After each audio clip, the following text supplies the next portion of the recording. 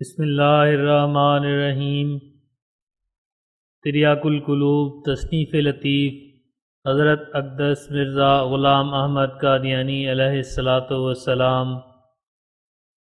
روحانی خزائن جلد نمبر 15۔ مختصر تعارف۔ تریاق القلوب حضرت مسیح موعود علیہ السلام کی ایک نہایت ہی بلند پایہ تصنیف ہے۔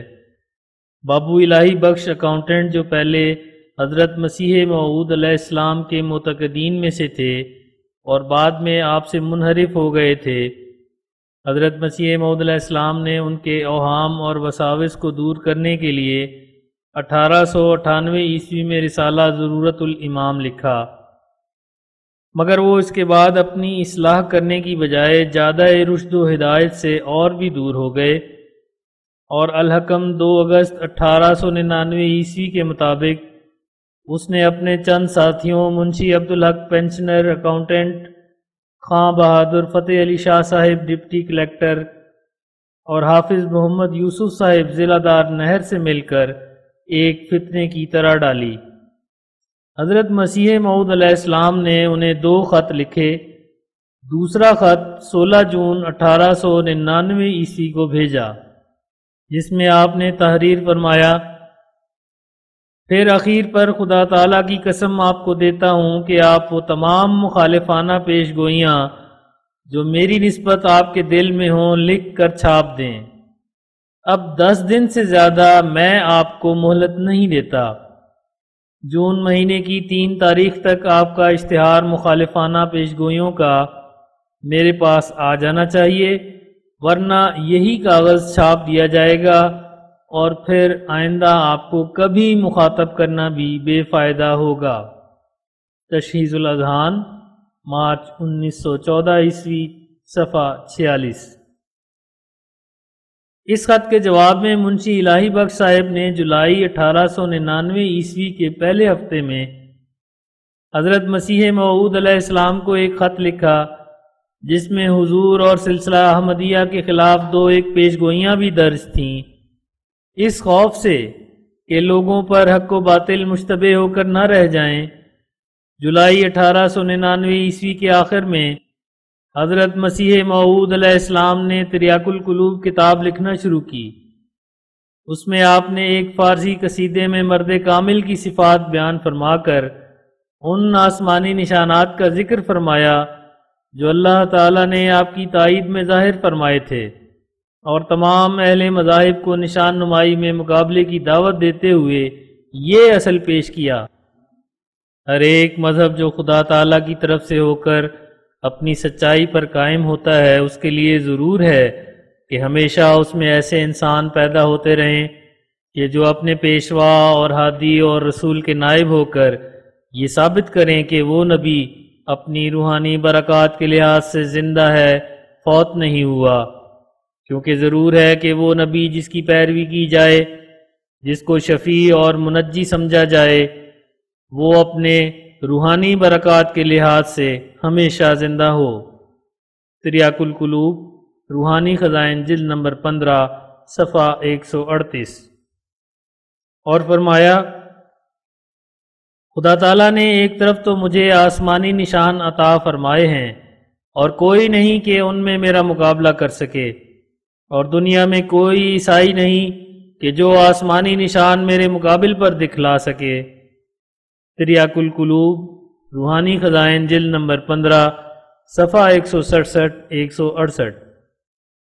اور مسلمان فقراء، صوفیاء اور مشائخ جو آپ کے دعوے کے مصدق نہیں تھے، ان کے لیے مقابلے کا یہ سہل طریق بتایا کہ ایک مجمع مقرر کر کے کوئی ایسا شخص جو میرے دعوی مسیحیت کو نہیں مانتا اور اپنے تئیں ملہم اور صاحب الہام جانتا ہے، مجھے مقام بٹالہ یا امرتسر یا لاہور میں طلب کرے، اور ہم دونوں جناب الہی میں دعا کریں کہ جو شخص ہم دونوں میں سے جناب الہی میں سچا ہے، 1 سال میں کوئی عظیم الشان نشان جو انسانی طاقتوں سے بالا تر اور معمولی انسانوں کے دسترس سے بلند تر ہو، اس سے ظہور میں آوے۔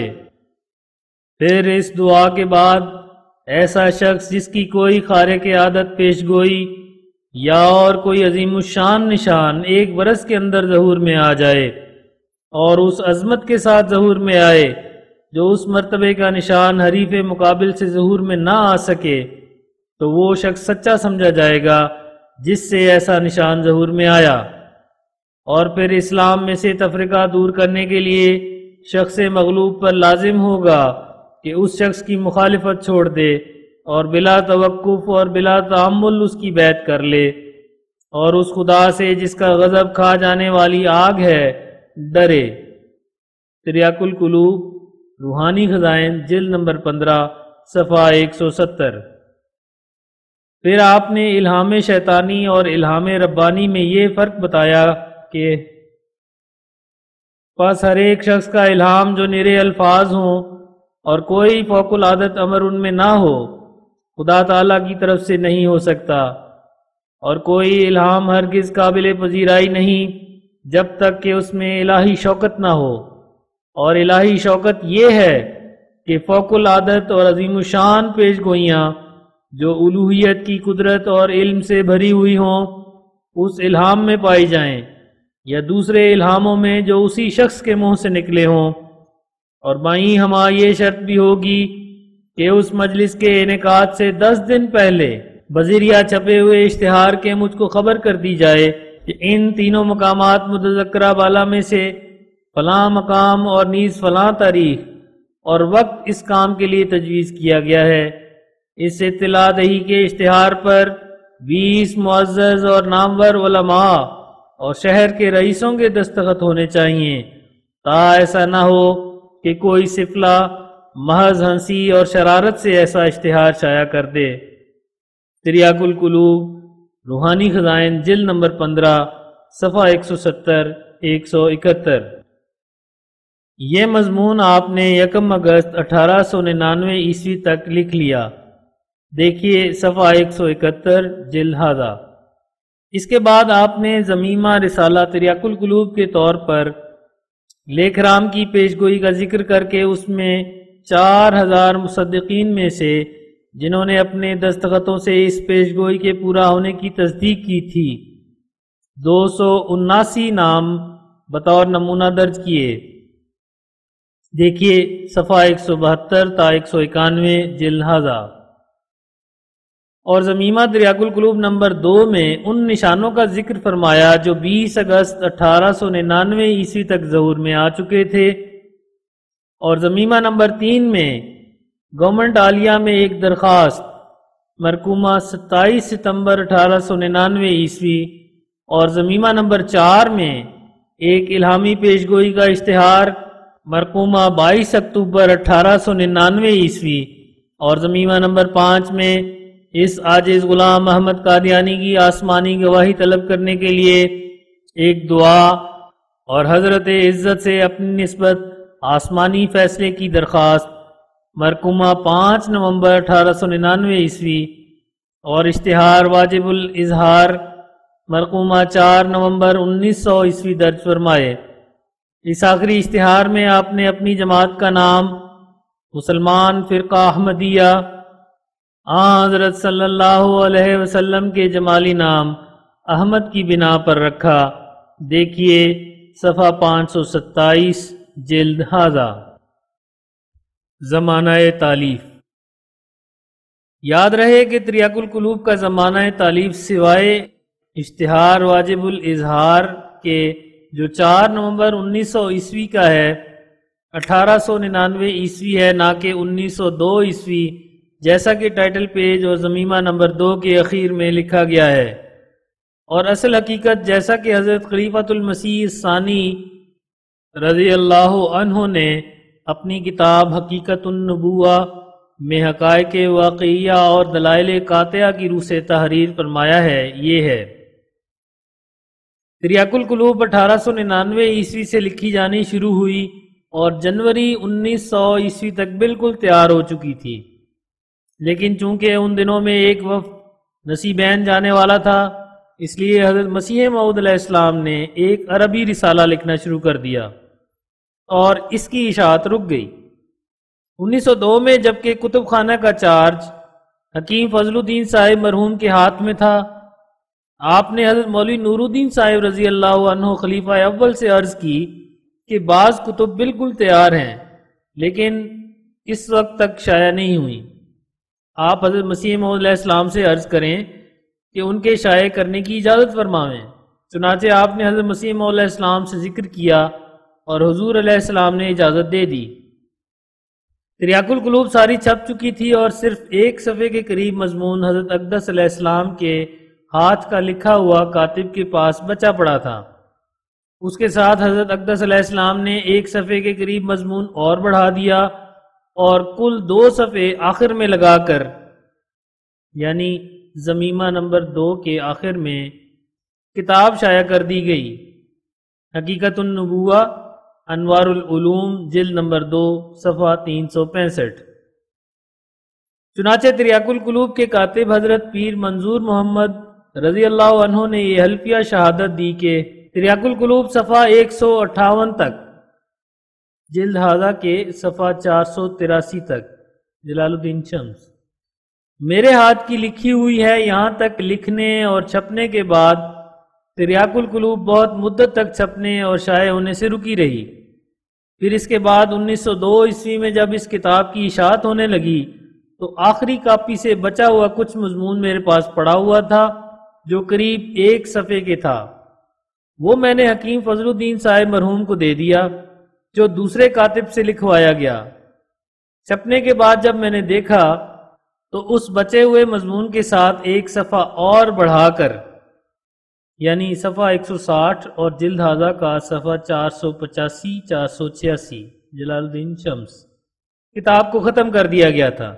میں حلفیہ کہتا ہوں کہ تمام تریاق القلوب میں صرف ٹائٹل کا صفحہ اور صفحہ 159 اور صفحہ 160، یعنی کل 3 صفحے دوسرے کاتب کے لکھے ہوئے ہیں، اور باقی کل تریاق القلوب ما ضمیمہ نمبر 3 و ضمیمہ نمبر 4 و ضمیمہ نمبر 5 میرے ہاتھ کی لکھی ہوئی ہے۔ حقیقت النبوہ انوار العلوم جلد نمبر 2 صفحہ 369 370۔ اور حضرت کرم علی کاتب رضی اللہ عنہ نے یہ حلفیہ شہادت دی، میں حلفیہ شہادت دیتا ہوں کہ تریاق القلوب کا صفحہ، ٹائٹل پیج اور آخری ورق یعنی صفحہ 159 اور صفحہ 160 میرے ہاتھ کا لکھا ہوا ہے، اور حکیم فضل الدین صاحب مرحوم نے مجھے مضمون دیا تھا کیونکہ ان دنوں میں ان کے ماتحت کام کیا کرتا تھا، اور اس سے پہلے تریاق القلوب صفحہ 158 تک مدت سے چھپی ہوئی پڑی تھی۔ جب میں نے ٹائٹل پیج اور آخری ورق لکھا تب یہ کتاب شائع ہوئی۔ حقیقت النبوہ انوار العلوم جلد نمبر 2 صفحہ 370۔ اور حضرت مرزا محمد اسماعیل بیگ رضی اللہ عنہ جو اس وقت پریس مین تھے، ان کی شہادت یہ ہے کہ تریاق القلوب میں نے چھاپی اور چھپ کر ایک مدت تک پڑی رہی، پھر اکتوبر 1902 عیسوی میں ٹائٹل اور صرف آخری ورق یعنی صفحہ 159 تا صفحہ 160 چھاپ کر اسے شائع کر دیا گیا۔ تفصیل دیکھیے حقیقت النبوہ انوار العلوم جلد نمبر 2 صفحہ 370 371 372 373۔ اور اسی کے مطابق حضرت میر مہدی حسین رضی اللہ عنہ خادم المسیح الموعود مہاجر قادیانی، اور حضرت مولوی سید سرور شاہ رضی اللہ عنہ اور حضرت یعقوب علی عرفانی رضی اللہ عنہ ایڈیٹر الحکم نے شہادتیں دیں۔ حقیقت النبوہ انوار العلوم جلد 2 صفحہ 370 تا 373۔ اس دعوے کی صحت پر حضرت خلیفۃ المسیح الثانی رضی اللہ تعالی عنہ نے اور بھی دلائل دیے ہیں، جن میں سے ایک یہ ہے کہ کشتی نوح جو 5 اکتوبر 1902 عیسوی کو شائع ہوئی، اس میں آپ فرماتے ہیں مسیل موسیٰ موسیٰ سے بڑھ کر، اور مسیل ابن مریم سے بڑھ کر۔ کشتی نوح روحانی خزائن جلد نمبر 19 صفحہ 14۔ اور فرماتے ہیں خدا نے مجھے خبر دی ہے کہ مسیح محمدی مسیح موسوی سے افضل ہے۔ کشتی نوح روحانی خزائن جلد نمبر 19 صفحہ 17۔ اسی طرح الحکم 10 اکتوبر 1902 عیسوی صفحہ 11 میں یکم اکتوبر کی سیر کی ڈائری میں لکھا ہے، مجھے یہ معلوم کرایا گیا ہے کہ محمدی سلسلے کا خاتم الخلفاء موسوی سلسلے کے خاتم الخلفاء سے بڑھ کر ہے۔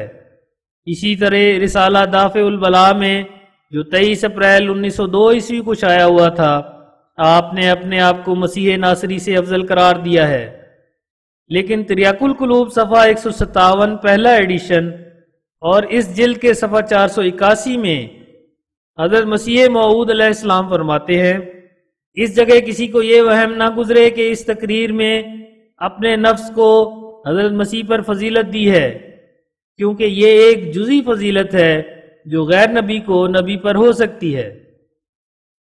بس اگر یہ تسلیم کیا جائے کہ آپ نے یہ تحریر 25 اکتوبر 1902 عیسوی کو لکھی تھی اور کشتی نوح میں اس سے 20 دن پہلے آپ تحریر فرما چکے تھے کہ مسیح محمدی مسیح موسوی سے افضل ہے، تو آپ تریاق القلوب میں 20 دن بعد اس کے خلاف کیوں کر لکھ سکتے تھے؟ بس حقیقت یہی ہے کہ تریاق القلوب کا یہ صفحہ بھی 1899 عیسوی کا لکھا ہوا تھا، نہ کہ 1902 کا، اور تریاق القلوب سے بھی ظاہر ہے کہ یہ کتاب 1899 عیسوی میں لکھی گئی تھی۔ اصل کتاب جو جلد ھذا کے صفحہ 171 پر ختم ہوئی ہے، اس کے آخر میں اس کے لکھے جانے کی تاریخ 1 اگست 1899 عیسوی لکھی ہے، اور اس جلد کے صفحہ 444 اور ایڈیشن اول کے صفحہ 137 میں آپ تحریر فرماتے ہیں، اب اس وقت تک کہ 5 دسمبر 1899 عیسوی ہے۔ گویا 137 صفحات ایڈیشن اول کے 5 دسمبر 1899 عیسوی تک لکھے جا چکے تھے، اور اس وقت آپ آگے لکھ رہے تھے، اور دوسرے ضمیموں کی تاریخیں اوپر ذکر کی جا چکی ہیں۔ پس تریاق القلوب سے اندرونی شہادت بھی یہی ظاہر کرتی ہے کہ یہ کتاب دسمبر 1899 عیسوی میں مکمل ہو چکی تھی۔ جب 1902 میں اس کی اشاعت کا وقت آیا تو اس وقت صرف آخری صفحہ ضمیمہ نمبر 2 کا آپ نے 25 اکتوبر 1902 کو تحریر فرمایا۔ چونکہ آپ کا ارادہ تریاق القلوب میں 100 سے زیادہ نشانات ذکر کرنے کا تھا، لیکن اس اثناء میں آپ کتاب نزول المسیح کی تصنیف شروع فرما چکے تھے، اس لیے ضمیمہ نمبر 2 کی آخری سطور میں آپ نے فرمایا، اور واضح ہو کہ اس کتاب کا وہ حصہ جس میں پیش گوئیاں ہیں پورے طور پر شائع نہیں ہوا، کیونکہ کتاب نزول المسیح نے اس سے مستغنی کر دیا، جس میں 150 پیش گوئی درج ہے۔ خدا نے جو چاہا وہی ہوا۔ تریاق القلوب روحانی خزائن جلد نمبر 15 صفحہ 486۔ بسم اللہ الرحمن الرحیم۔ کتاب تریاق القلوب روحانی خزائن جلد نمبر 15۔ ان ھذا الکتاب یدفع وساوس الخناس وفیہ شفاء للناس وهو یہب السکینہ ویجل الکروب وسمیتہ تریاق القلوب۔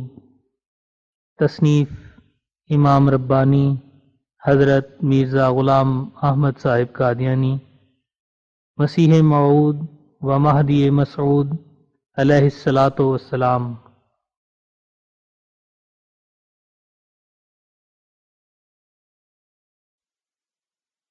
بسم اللہ الرحمن الرحیم، نحمدہ و نصلی علی رسولہ الکریم۔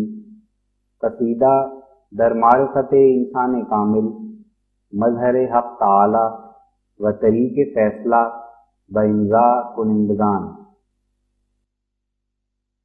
ہماں ز نوع بشر کامل از خدا باشد، کہ با نشان نمایاں خدا نما باشد۔ بتابد از رخ او نور عشق و صدق و وفا، ز خلق او کرم و غربت و حیا باشد۔ صفات او ہمہ ذل صفات حق باشند، ہم استقامت او ہمچو انبیاء باشد۔ رواں بچشمہ او بحر سرمدی باشد، عیاں در آئینہ روئے کبریا باشد۔ صعود او ہمہ سوئے فلک بود ہر دم، وجود او ہمہ رحمت چو مصطفیٰ باشد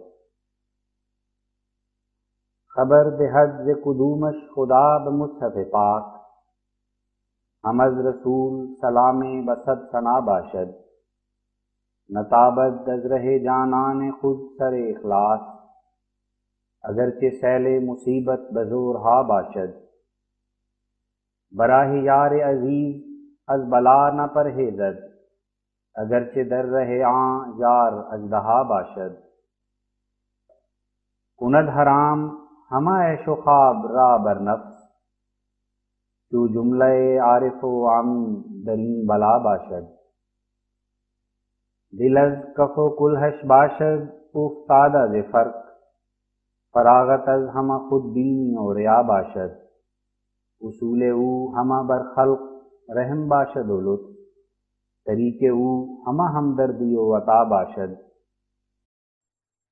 ہمیشہ نفس شریفش بقاہد از حسرات کہ چوں گروہ بداں تابع خدا باشد ہمیشہ محترز از صحبت بداں ماند غیور از پے دین ہمچو اصفیا باشد پناہ دین ببد و ملجأ مسلماناں بعقد ہمت خود دافع قضا باشد ہزار سرزنی و مشکل نگردد حل چو پیش او بروی کار یک دعا باشد چو شیر زندگی او بود درین عالم ز صید او دگراں راہ ہمہ غذا باشد گہے نشاں بنماید ز بحر دین قویم گہے بے معرکہ جنگش باشقیا باشد۔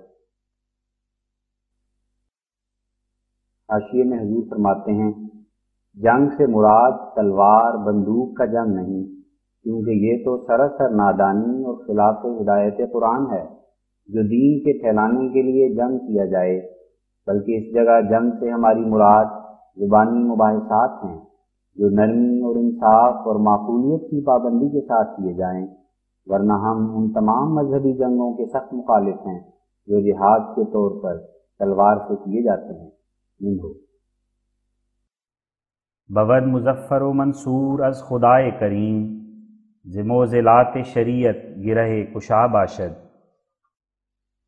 ز مہر یار ازل بر رخش ببارد نور ز شان حضرت اعلیٰ دروز یا باشد کشوف اہل کشوف از برائے او باشد ہم از نجوم پے مقدمش صدا باشد غرض مقام ولایت نشان ہا دارد نہر کے دلق بپوشد ز اولیاء باشد کلید این ہمہ دولت محبت است و وفا خوشا کسی کے چنی دولت شتا باشد سخن ز فقر بدزدی ہمیں تواں گفتن ولے علامت مردان رہ صفا باشد ز مشکلات رہ راستی چہ شرح دہم کہ شرط ہر قدم گریہ و بکا باشد بسوزد آنکھیں نہ سوزد بصدق در رہے یار بمیرد آنکھیں گری زندہ از فنا باشد کلاه فتح و ظفر ہیچ سرنمی یابد مگر سرے کے پے حفظ دین فدا باشد نشان ہائے سماوی بہیچ کس نہ دہن مگر کسے کہ ز خود گم پے خدا باشد کسے رسد بمقام خارق و اعجاز کہ در مقام مصافات و استفا باشد ضرورت است کہ در دین سنی امام آید تو خلق جاہل و بے دین و مردہ سا باشد جہانیاں ہمہ ممنون منتش باشن چرا کہ او پنہ ملت الہدا باشد اگرچہ تیغ نہ دارد مگر بتیغ دلیل ہمیں درد و صفے قومیں کہ نا سزا باشد تو پہلواں بدر آید ز نزد رب کریم بہردمش مدد صدق مدعا باشد چہ دست ہا کہ نماید بروز کشتی و جنگ بہیں امید کہ نفس مگر رہا باشد ہمیں طائفہ برگزیدگان خدا ہمیں علامت شاں از خدائے ما باشد بجنگ و حرب گزارند ہر دمے کے بود کہ تا حفاظت مردم ز فتنہ ہا باشد۔ بخیر و عافیتت بگزرد شب اندر خواب، کہ پاس بانی ایشاں بصد انا باشد۔ غلام ہمت مردان کارزار بباش، کہ امن مرد و زن از مردم وغا باشد۔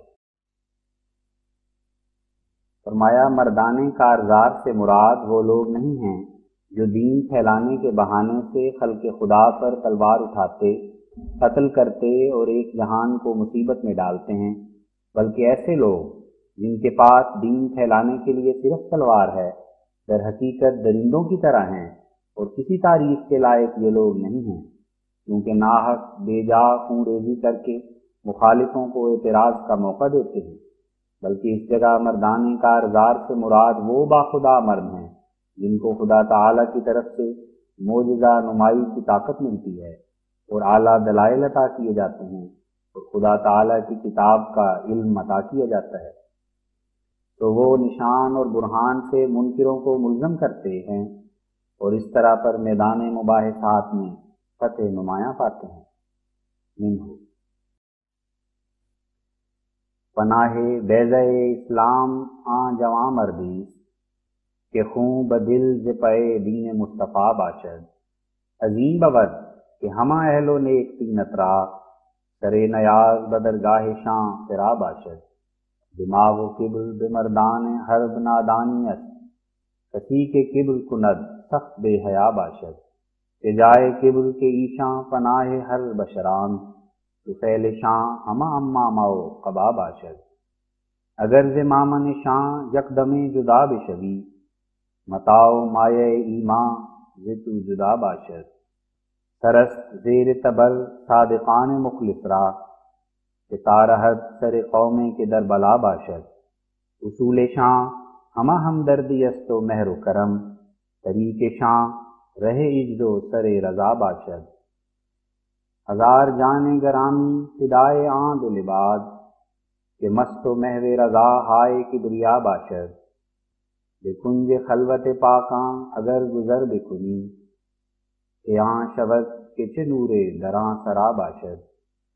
بدولت دو جہاں سرفرو نمی آرند، بعشق یار دل زار شاں دوتا باشد۔ مناز با کلہ سبز و خرقہ پشمی، کہ زیر دلق ملمع فریب ہا باشد۔ یہ دست و بازوئے عام مرد خدمت آید، کہ سوختہ دل و جاں از پے خدا باشد۔ کسے کے دل ز پے خلق سوزدش شب و روز، محقق است کہ او خادم الورا باشد۔ نہیں بے حادثہ بنیاد دین ز جا ببرد، اگر ز ملت ماں ذل شاں جدا باشد۔ عظیم بود کہ چو سال صدی تمام شود، برائے داں کے بدین نائب خدا باشد۔ رسید مجدہ ز غیبم کہ من ہما مردم، کہ او مجدد این دین و رہنما باشد۔ لوائے ما پنہ ہر سعید خواہد بود، ندائے فتح نمایاں بنام ما باشد۔ عجب مدار اگر خلق سوء ما بدوند، کہ ہر کجا کہ غنی میں بود گدا باشد۔ گلے کے روح خزاں راگہ نخواہد دید، بباغ ماس اگر قسمتت رسا باشد۔ منم مسیح ببانگ بلند می گویم، منم خلیفہ شاہ کے برسما باشد۔ مقدر است کہ روزی برین ادیم زمین، ہزارہا دل و جاں بر رحم فدا باشد۔ زمین مردہ ہمیں خواست عیسوی انفاس، رواز بے عملاں خود اثر کجا باشد۔ کشادہ اندر فضل گر کنون آئی، جنا مساعدی بخت نارسا باشد۔ بہرز طالب عام مہدی و مسیح باش، کہ کارشاں ہمہ خوریزی و وغا باشد۔ عزیز من رہے تائید دین دیگر راہی، نہیں کہ تیغ براری اگر ابا باشد۔ کہ حاجت است کہ تیغ از برائے دین بکشی، ندیم بود کہ بے خون ریزیش بقا باشد۔ چو دین مدلل و معقول و بازیا باشد، خدام دل کے ازاں مذہب اشبا باشد، چودین درست بود خنجر نمی باید، کہ زور قول موجہ عجب نما باشد، تو از سرائے طبیعت نیامدی بیرون، ازیں ہما حوث جبر با جفا باشد، ز جبر حجت حق بر جہاں نیاید راست، برو دلیل بدہے گر خرد ترا باشد، ز جبر کوکبہ صدق را شکست آید، ازیں بود کہ رہے جبر ہا خطا باشد، بہوش باش کے جبر است خود دلیل گریز، تسلی دل مردم ازیں کجا باشد، مرا بکفر کنی متہم ازیں گفتار، کہ کفر نزد تو ابرار را سزا باشد، مگر چہ جائے عجب گر تو این چنین گوئی، کہ ہر کے بے ہنر استاد جاج خواہ باشد، بگو ہر آنچ بگوئی تو خود نمی دانی، کہ ساکنان درش را چہ اجتبا باشد، خوشم بجور کشیدن اگرچہ کشت شوم، ازیں کہ ہر عمل و فعل را جزا باشد، دو چشم خیش صفا کن کے تعارفم بینی، وگرنہ پیش تو صد عدل ہم جفا باشد، مرا بنی سخنم آں فضول عیب کند، کہ بے خبر ز رہ و رسم دین ما باشد، کجاست ملہم صادق کہ تا حقیقت ما، برو عیاں ہم از پردہ خفا باشد، زمان یقظہ بیامد ہنوز در خوابی، شنو کہ ہر سحر از ہاتف این ندا باشد، بعلم و فضل و کرامت کسے بما نہ رسد،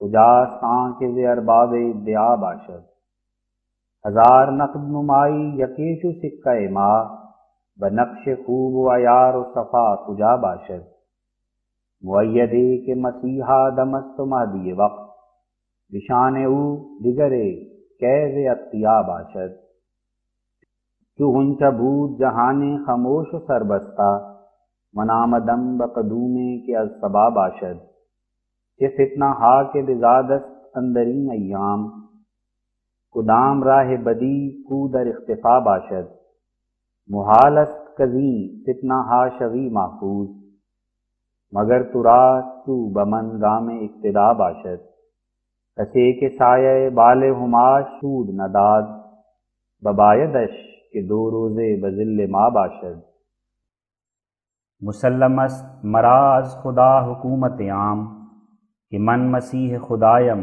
کہ بر سما باشد۔ حاشیے میں فرماتے ہیں حکومت عام اور حاکم عام سے مراد ظاہری حکومت نہیں بلکہ وہ بادشاہت اور حکومت ہے جو برگزیدوں کو آسمان سے دی جاتی ہے۔ خدا کے کامل پیارے آسمان پر اپنی بادشاہت رکھتے ہیں، وہ زمین پر ان کو سر رکھنے کے لیے بھی جگہ نہ ہو۔ جن کو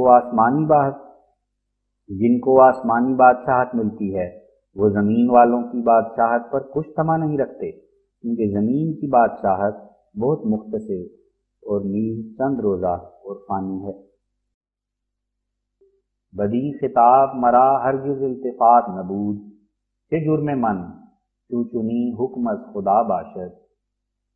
بتا جو تخت زمین آرزو نمی دارم، نہ شوق افسر شاہی بدل مرا باشد۔ مرا بس است کہ ملک سما بدست آید، کہ ملک و ملک زمین را بقا کجا باشد۔ حوالتم بفلک کردہ اند روز نخست، کنو نظر بمتاع زمین چرا باشد۔ مرا کہ جنت اولیاست مسکن و ماوا، چرا بمزبل این نشیب جا باشد۔ اگر جہاں ہمہ تحقیر من کند چہ غمیں، کہ بامنست قدیرے کے ذوالعلا باشد۔ منم مسیح زمان و منم کلیم خدا، منم محمد و احمد کے مجتبیٰ باشد۔ نہ بلم است کہ بدتر ز بلم آن آداں، کہ جنگ او بے کلیم حق از ہوا باشد۔ ازاں قفس بے پریدم بے روح کے دنیا نام، کنوں بے کنگرے عرش جائے ما باشد۔ مرا بے گلشن رضوان حق شدست گزر، مقام من چمن قدس و اصطفیٰ باشد۔ کمال پاکی و صدق و صفا کے گم شدہ بود، دوبارہ از سخن و واضباً بپا باشد۔ مرنج از سخنم اے کہ سخت بے خبری، کہ این کے گفتام از وحی کبریا باشد۔ کسی کے گم شدہ از خود بے نور حق پیوست، ہر آنچ از دہنش بشنوی بجا باشد۔ نیام دم ز پے جنگ و کارزار و جہاد، غرض ز آمدنم در سے اتقا باشد۔ بخا کے ذلت و لانے کساں رضا دادیم، بدی غرض کہ بر نیستی بقا باشد۔ درون من ہمہ پر از محبت نوری، کہ در زمان ضلالت از وضیا باشد۔ بجز اسیری عشق رخش رہائی نیست، بے درد او ہمہ امراض را دوا باشد۔ عنایت و کرمش پرورد مرا ہر دم، ببینی اش اگرت چشم خویش و عبا باشد۔ بیکار خانہ قدرت ہزارہا نقشند، مگر تجلی رحماں ز نقش ما باشد۔ بیام دم کے رہے صدق را درخشانم، بدل ستاں برم آن را کے پارسا باشد۔ بیام دم کے در علم و رشد بکشایم، بخاک نیز نمایم کہ در سما باشد۔ ترا نمے رسد انکار ما کے نامردی، تو بازنا بنشین گر ترا حیا باشد۔ گداز شد دل و جانم پے حمایت دی، ہنوز چشم تو کور اینچ اعتدا باشد۔ ترا چه غم اگر این دین رہ عدم گیرد، کہ ہر دم دل بریاں پے ہوا باشد۔ تو خود ز علت بیگانگی شدی مہجور، وگرنہ از در او ہر طرف صلا باشد۔ چرا شکایت رحماں کنی بنادانی، تو صاف باش کے تازاں طرف صفا باشد۔ چنی زمانہ چنی دور این چنی برکات، تو بے نصیب روی وچے این شقا باشد۔ ببیں کے نور بری خانہ ام ہمیں بارد، مگر چگونا ببینی اگر اما باشد۔ ترا کہ ہم چو زناں کار زینت است و ہوا، چگونہ در دل تو میل اہتدا باشد۔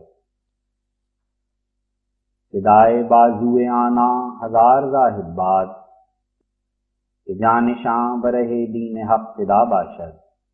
گرفتگان محبت مسخران جمال، روندگان رہے کاں رہے فنا باشد۔ امام وقت ہما پہلوان میدان است، کہ تیز برسر و سر پیش آشنا باشد۔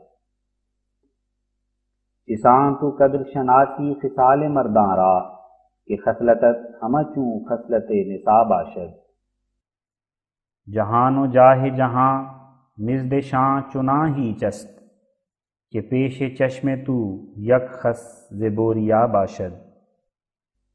قمر مقابلہ باروئے شان نیارت کرد، کہ نور اوز خور این نور از خدا باشد۔ بحضرت صمد آبرو ہمی دارند، دعائے گریہ شاں خالق السما باشد۔ بدست ہفت فلک مثل شان امی بینم، اگرچہ ہر فلک چشمہ ضیا باشد۔ رمز صحبت شاں جذبہ ہائے تاریکی، ومد گلشن شاں آنچ دل کشا باشد۔ ہزار جہد کنی زر نگرد قیمت نفس، مگر بے دوستی شاں کے کیمیا باشد۔ اگر تو خود بے گریزی وگرنہ ممکن نیست، کہ سایہ کرم شاں ز تو جدا باشد۔ غبار حرص و ہوا را بزیر پا بکنند، کہ ترک دوست ز بحر ہوا جفا باشد۔ مرا مربی من زی گروہ خود کرداست، بجذبہ کہ نہ حدش نہ انتہا باشد۔ دو چشم خلق ببینند چو ماہ پرتو من، بشرط آنکہ وہ ہر پردے رہا باشد۔ ہزار گونا نشاں ہائے صدق بنمایم، بشرط آنکہ بصبر امتحان ما باشد۔ فلک قریب زمیں شد ز بارش برکات، کجاست طالب حق تا یقین فضا باشد، کجا دلے کے درو خشیت خدا باشد، کجاست مردم چشمے کے باحیا باشد۔ بجاہ و منصب دنیا مناز ہے ہوشیار، کہ این تنعم و عیشت نہ دائمہ باشد، تو خواب بے گزرد این وقت خوش کے میداری، تمام مدار کے این حال را بقا باشد۔ نماز میں کنی و قبلہ را نمی دانی، ندانمت کے غرض زی نماز ہا باشد۔ جدیدہ خون بچکاند سمائے قصہ حشر، بشرط آنکھ بدل خشیت خدا باشد۔ بنفس تیرا تمنائے وصل او ہے ہاتھ، رسد ہماں بخدا کوز خود فنا باشد۔ قدم بے منزل روحانیاں بنہے کی جزیں، جہانوں کار جہاں جملہ ابتلا باشد۔ کہ جائے خواب خوش و امن و عیش و عافیت است، نہنگ مرگ چو ہر لحظہ در قفا باشد۔ کشاد کار بے دل بستن است در محبوب، کہ خوش رخے کہ گرفتار او رہا باشد۔ ہزار شکر کہ من روئے یار خود دیدم، کشیدماں ہما کاں لذت لقا باشد۔ دماغ و کبر ہما منکران دین شکنم، منی استادام این کے دیگر کجا باشد۔ تو مہر انور و تاباں ہمیں فشانم نور، دیگر کجا و چنی قدرت کرا باشد۔ ذکار ہا کہ کنم وزن شاں کے بے نمایم، عیاں شود کہ ہما کارم از خدا باشد۔ کنوں کے در چمن من ہزار گل بشگفت، غرض طلب بنشینی عجب خطا باشد۔ تو عمر خواہ و صبوری کے آن زماں آید، کہ جلوہ خور ما دافع العما باشد۔ گرہ ز دل بے کشا کار ماز ہوش نگر، کہ عقل صاف دہن تو دل صفا باشد۔ ترا چه شد کہ بماتم نشستہ نالاں، کہ موسمی است کہ ہم مرغ در نوا باشد۔ ز فکر تفریقہ باز آ کے موسم آمد، کہ اجتماع ہما اہل و اتقیا باشد۔ ارادہ ازلی این زمان و وقت تابوت، تو چیستی کہ ز تو رد این قضا باشد۔ مرو بے خردی نزد ما بیا و نشین، کہ ذل اہل صفا موجب شفا باشد۔ مقیم حلقہ ابرار باش روزی چند، مگر عنایت قادر گرہ کشا باشد۔ رہے خجستہ زمانے کے سوئے ما آئی، رہے نصیب تو گر شوق و التجا باشد۔ چہ جور ہا کہ تو بر نفس خود کنی ہے ہاتھ، ہزار حیف بری فتنت و زکا باشد۔ کہ حاجت است کہ رنج کشیب تالیفات، کہ امتحان دعا گو ہم از دعا باشد۔ بروئے یار کہ ہرگز نہ رتبت خواہم، مگر اعانت اسلام مدعا باشد۔ سیاہ باز رخ بخت من اگر بے دلم، دیگر غرض بجز از یار آشنا باشد۔ رہے خلاص کجا باشد آن سیاہ دل را، کہ باچنی دل من در پے جفا باشد۔ چو سیل دیدہ ماہ ہیچ سیل و طوفان نیست، بے ترس زیں کہ چنی سیل پیش پا باشد۔ ریاح زمرہ ابدال بایدت ترتیب، علی الخصوص اگر آہ میرزا باشد۔ بسم اللہ الرحمن الرحیم۔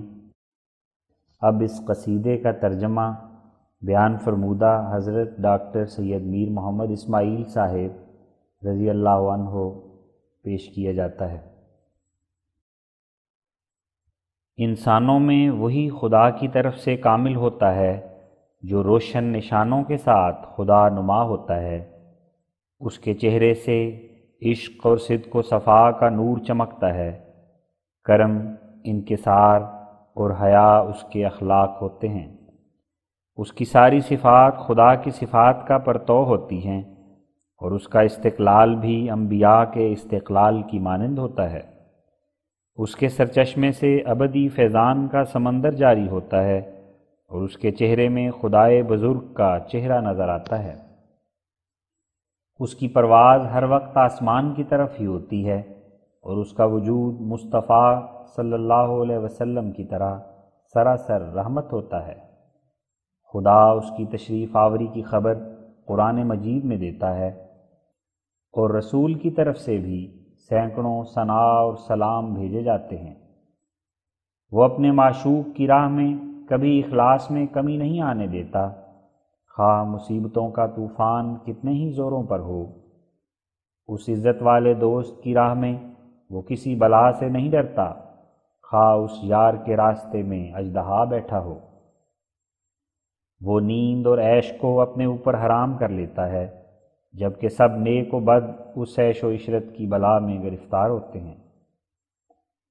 اس کا دل ہاتھ سے اور ٹوپی سر سے گری ہوئی ہوتی ہے، اور ہر قسم کی خود بینی اور ریا سے پاک ہوتا ہے۔ اس کا اصول صرف خلقت پر رحم اور لطف ہے، اور اس کا طریقہ کلی طور پر ہمدردی اور سخاوت ہوتا ہے۔ اس کا شریف دل ہمیشہ اس حسرت سے غمگین رہتا ہے کہ برے لوگوں کی جماعت کس طرح ہدایت پائے گی۔ وہ ہمیشہ شریروں کی صحبت سے مجتنب رہتا ہے، اور اولیاء اللہ کی طرح دین کے لیے غیرت مند ہوتا ہے۔ وہ دین کی پناہ اور مسلمانوں کی جائے حفاظت ہوتا ہے، اور اپنی ہمت کے زور سے قضا کو دفع کر دیتا ہے۔ تو 1000 ٹکریں مارتا رہے مگر تیری مشکل حل نہیں ہوتی، لیکن جب تو اس کے سامنے جاتا ہے تو اس کی ایک دعا کافی ہوتی ہے۔ اس جہان میں اس کی زندگی شیر کی زندگی کی طرح ہوتی ہے، یعنی دوسروں کو اس کے شکار سے غذا میسر آتی ہے۔ کبھی وہ دین اسلام کی خاطر نشان دکھاتا ہے، اور کبھی بدبختوں کے ساتھ اسے لڑائی کا معرکہ پیش آتا ہے۔ وہ خدائے کریم کی طرف سے مظفر و منصور ہوتا ہے، اور شریعت کی مشکلات کو حل کرنے والا ہوتا ہے۔ اس یار ازلی کی محبت کا نور اس کے چہرے سے برستا ہے، اور اس عالی جناب کی شان کی اس میں چمک ہوتی ہے۔ اہل کشوف کے کشف اسی کی خاطر ہوتے ہیں، اور ستاروں سے بھی اس کی تشریف آوری کی آواز آتی ہے۔ غرض ولایت کا مقام بہت سے نشان رکھتا ہے، یہ نہیں کہ جو گدڑی پہن لے وہ ولیوں میں شمار ہونے لگے۔ اس ساری دولت کی کنجی محبت اور وفا ہے۔ خوش قسمت ہے وہ جسے ایسی دولت مل جائے۔ فقر کی باتیں چوری کر کے بھی بیان کی جا سکتی ہیں، لیکن اس راہ کے مردوں کی علامت صدق و صفا ہے۔ راہ راست کی مشکلات کی تفصیل میں کیا بیان کروں کہ ہر قدم کے لیے گریہ وزاری لازمی ہے۔ خدا کرے وہ جل جائے جو دوست کی راہ میں نہیں جلتا، خدا کرے وہ مر جائے جو فنا سے بھاگتا ہے۔ کوئی سر فتح و ظفر کا تاج نہیں پہن سکتا سوائے اس کے جو دین کی حفاظت کے لیے قربان ہو۔ کسی شخص کو آسمانی نشان نہیں ملتے مگر اسی کو جو خدا کی خاطر فنا ہو جائے۔ وہی شخص خارق اور معجزوں کے درجے پر پہنچتا ہے جو دوستی اور برگزیدگی کے مقام پر ہو۔ ضرورت ہے کہ دین میں ایسا امام آیا کرے جب خلقت جاہل، بے دین اور مردوں کی طرح ہو جائے۔ اہل جہان سب اس کے زیر بار احسان ہوتے ہیں، کیونکہ وہ مذہب اسلام کی پناہ ہوتا ہے۔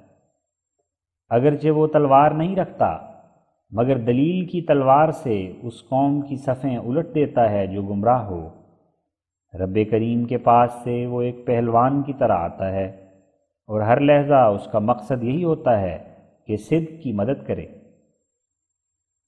کشتی اور لڑائی کے دن وہ بڑھ بڑھ کر ہاتھ دکھاتا ہے، صرف اس امید پر کہ کوئی جان نجات پا جائے۔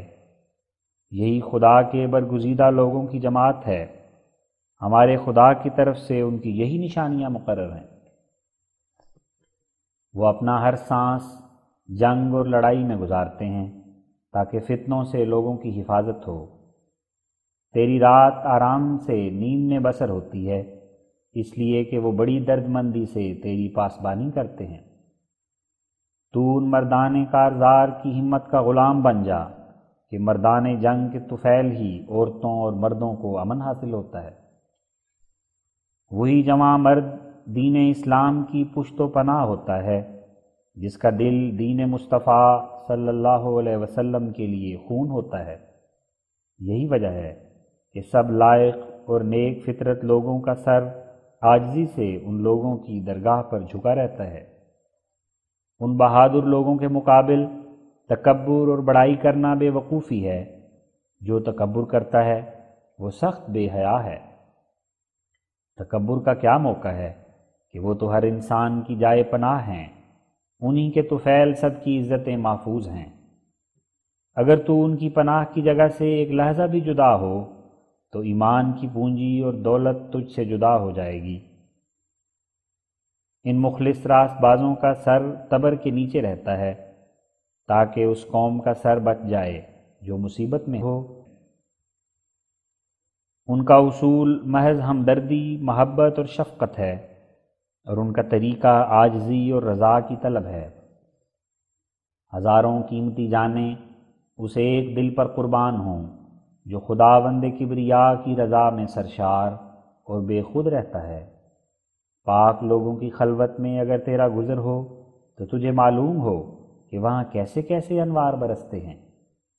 دونوں جہان کی دولت کی طرف بھی یہ لوگ توجہ نہیں کرتے، ان کا درد مند دل محبوب کے عشق میں چور رہتا ہے۔ سبز کلاه اور اونی خرقہ پر ناز نہ کر کہ نمائشی گدڑی کے نیچے بہت سے فریب ہوتے ہیں۔ وہی مرد ایسے دست و بازو کے ساتھ خدمت کر سکتا ہے جس کے دل و جان ہدایت کے لیے پرسوز ہوں، جس کا دل مخلوق کی خاطر دن رات بے چین رہے۔ یہ ثابت شدہ بات ہے کہ وہی لوگوں کا خادم ہوا کرتا ہے۔ حادثات کی غارت گری دین کی بنیاد کو ہلا دے اگر ہمارے مذہب سے ان لوگوں کا سایہ الگ ہو جائے۔ یہی وجہ ہے کہ جب صدی کے سال ختم ہوتے ہیں تو ایسا مرد ظاہر ہوتا ہے جو دین کے لیے خدا کا قائم مقام ہوتا ہے۔ مجھے غیب سے یہ خوشخبری ملی ہے کہ میں وہی انسان ہوں جو اس دین کا مجدد اور رہنما ہے۔ ہمارا جھنڈا ہر خوش قسمت انسان کی پناہ ہوگا اور کھلی کھلی فتح کا شعرہ ہمارے نام پر ہوگا۔ اگر مخلوقات ہماری طرف دوڑ کر آئے تو تعجب نہ کر کہ جہاں دولت مند ہوتا ہے وہاں فقیر جمع ہو جاتے ہیں۔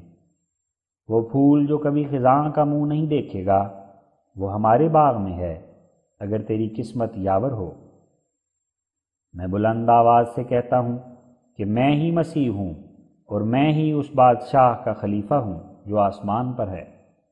یہ بات مقدر ہو چکی ہے کہ ایک دن روئے زمین پر ہزاروں جان و دل میری راہ میں قربان ہوں گے۔ مری ہوئی زمین بھی دم عیسیٰ کو چاہتی ہے۔ جو آپ بے عمل ہوں ان کے واعظ کا اثر کہاں ہوتا ہے؟ فضل کے دروازے کھولے گئے ہیں، اگر تو اب بھی نہ آئے تو یہ تیری بدبختی کی نحوست ہے۔ بےہودگی سے تو اس مسیح اور مہدی کا طلبگار نہ ہو جن کا کام سراسر خونریزی اور جنگ ہوگا۔ اے میرے عزیز، دین کی تائید کا اور ہی رستہ ہے، یہ نہیں کہ اگر کوئی انکار کرے تو فوراً تلوار نکال لے۔ اس بات کی کیا ضرورت ہے کہ تو دین کی خاطر تلوار کھینچے؟ وہ دین نہیں جس کی بنا خونریزی پر ہو۔ جبکہ دین مدلل، معقول اور روشن ہو تو وہ کون سا دل ہوگا جسے ایسے مذہب سے انکار ہو؟ جب دین صحیح ہو تو اس کے لیے خنجر درکار نہیں، کیونکہ بعد دلائل کلام کی طاقت معجز نما ہوتی ہے۔ کیونکہ تو ابھی نفسانی خواہشات کے چکر سے نہیں نکلا، اس وجہ سے تیری ساری خواہش ظالمانہ جبر کے لیے ہے۔ سچائی کو دنیا میں جبراً پھیلانا مناسب نہیں۔ اگر تجھے عقل ہے تو جا اور اس کے برخلاف دلائل پیش کر۔ جبر سے تو راست بازوں کی جماعت ٹوٹ جاتی ہے، اسی وجہ سے جبر کا طریقہ غلط ہے۔ خبردار ہو کہ جبر تو خود شکست کی دلیل ہے، اس سے لوگوں کے دلوں کی تسلی کہاں ہوتی ہے؟ تو اس بات کی وجہ سے مجھ پر کفر کا الزام لگاتا ہے کیونکہ تیرے نزدیک نیکوں کو کافر کہنا درست ہے۔ اگر یہ تیرا قول ہے تو کچھ تعجب کی بات نہیں، کیونکہ جو بے ہنر ہوتا ہے وہ بکواسی ہوتا ہے۔ جو چاہے کہہ، کیونکہ تجھے علم ہی نہیں کہ اس کے دروازے پر رہنے والوں کا کتنا بڑا مرتبہ ہے۔ میں تو ہر ظلم اٹھانے کو تیار ہوں، خواہ قتل ہو جاؤں، اس لیے کہ ہر عمل اور کام کی جزا ضرور ملتی ہے۔ تو اپنی دونوں آنکھیں صاف کر تاکہ میرا چہرہ دیکھ سکے، ورنہ تیری نظر میں تو ہر انصاف بھی ظلم دکھائی دے گا۔ میری اس بات میں وہ فضول گو عیب نکالتا ہے جو ہمارے دین کی راہ و رسم سے بے خبر ہے۔ ایسا ملہم صادق کہاں ہے کہ جس پر ہماری حقیقت پردہ حجاب میں سے بھی ظاہر ہو۔ جاگنے کا وقت آ گیا، مگر ابھی تو نیند میں ہے۔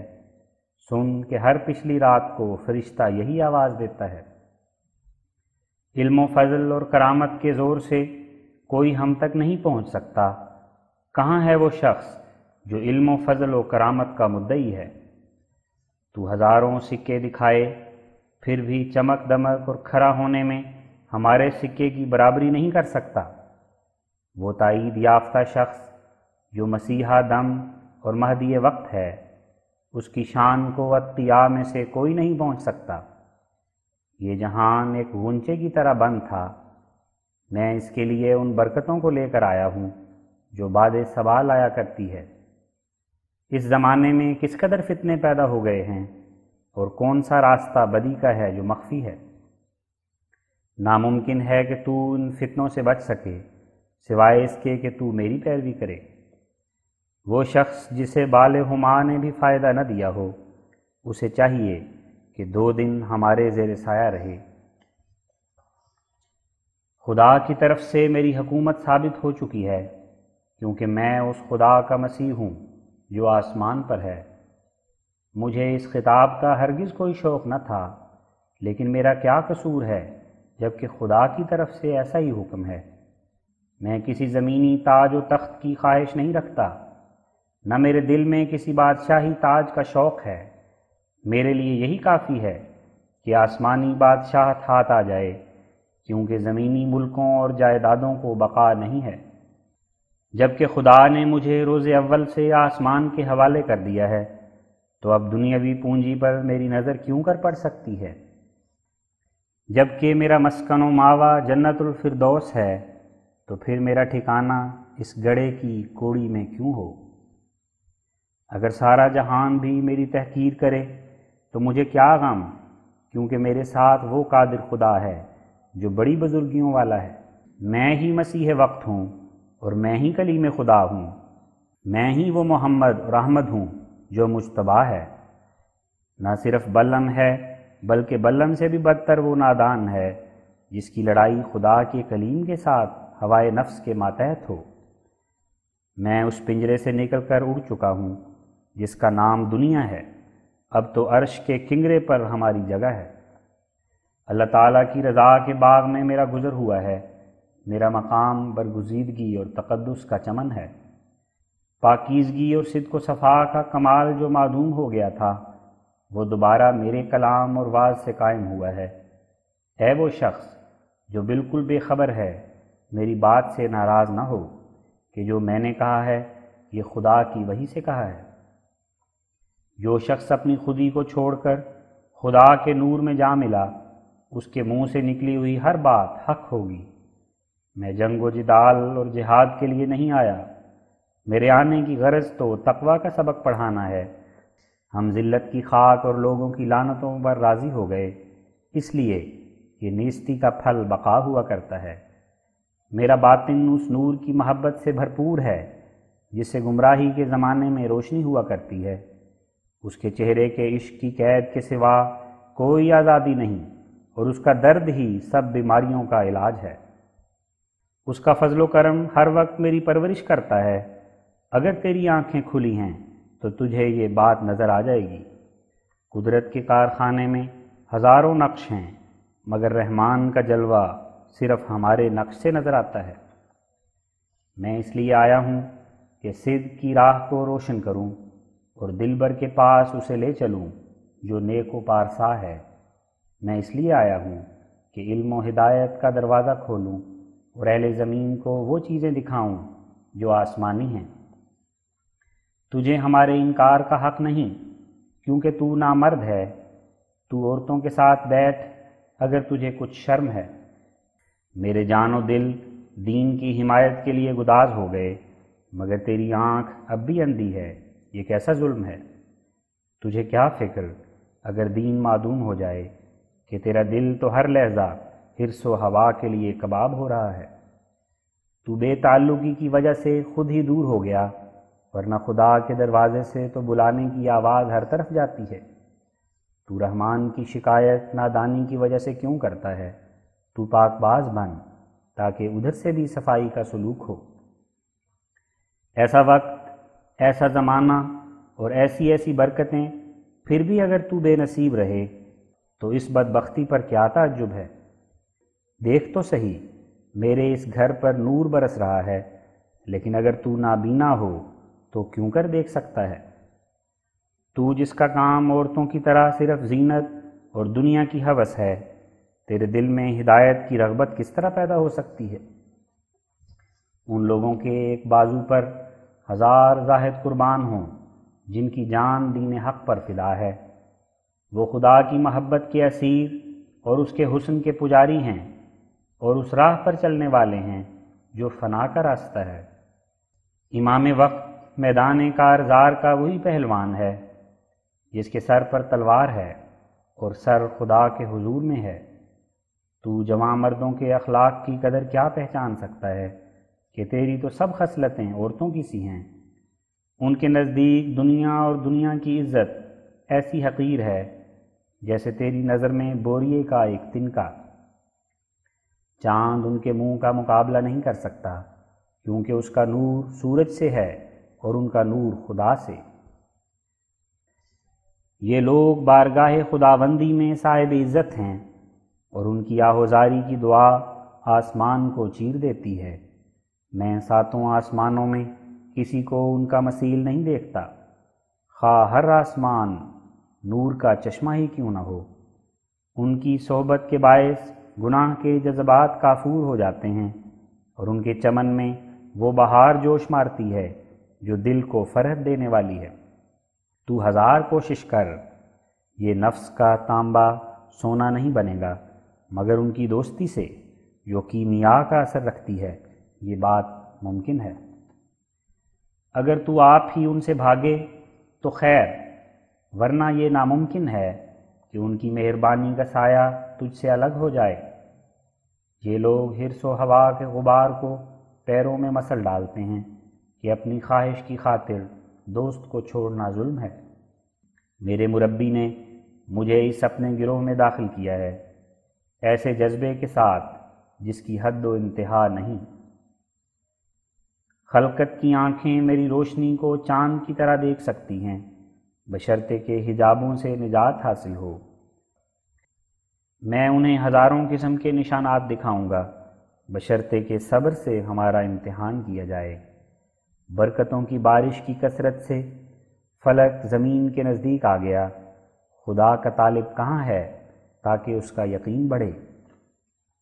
ایسا دل کہاں ہے جس میں خدا کا خوف ہو، اور ایسی پتلی آنکھ کی کہاں ہے جس میں شرم و حیا ہو؟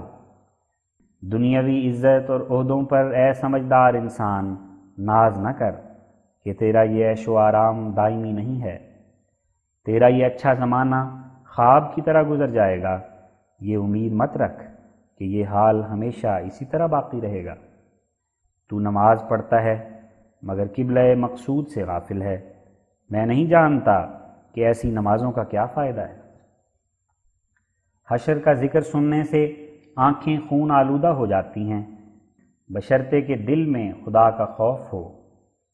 قلب سیاہ کے ساتھ خدا کے وصل کی آرزو، افسوس کی بات ہے، خدا تک تو وہی پہنچتا ہے جو اپنے آپ کو اس کی راہ میں فنا کر دے۔ روحانی لوگوں کی منزل میں قدم رکھ کہ بغیر اس کے دنیا اور دنیا کے سب کام ابتلا ہی ابتلا ہیں۔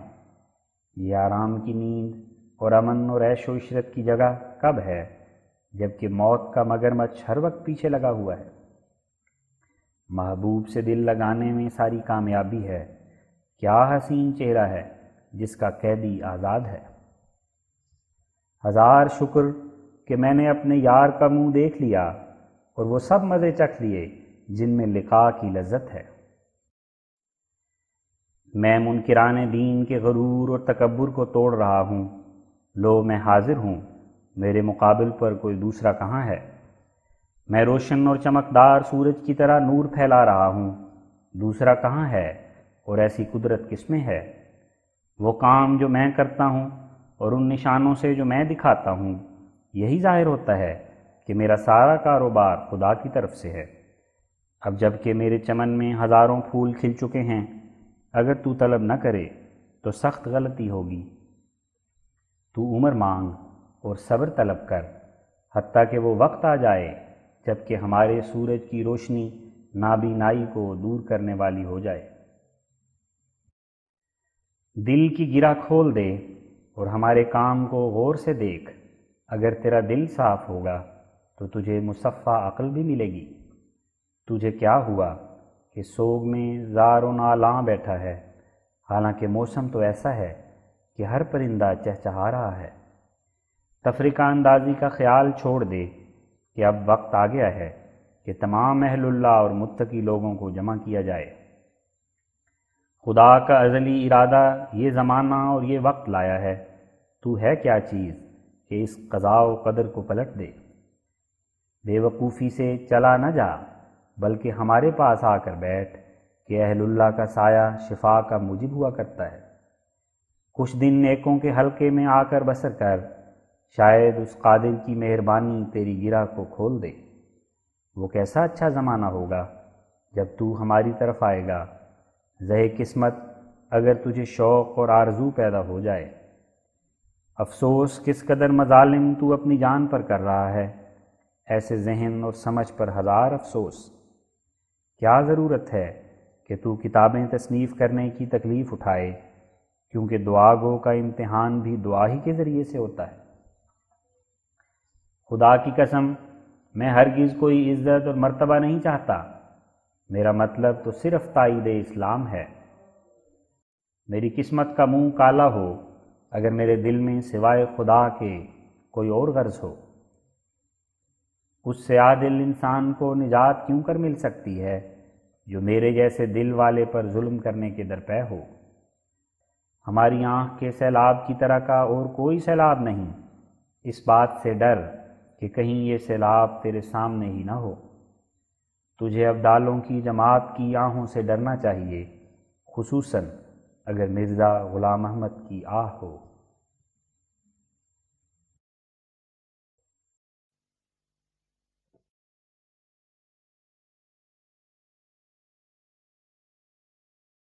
جیسا کہ ہم نے اس فارسی قصیدے میں جو اوپر لکھا گیا ہے یہ بتلایا ہے کہ خدا کے کامل مامورین کی علامتوں میں سے ایک یہ علامت ہے کہ ان سے آسمانی نشان ظاہر ہوتے ہیں۔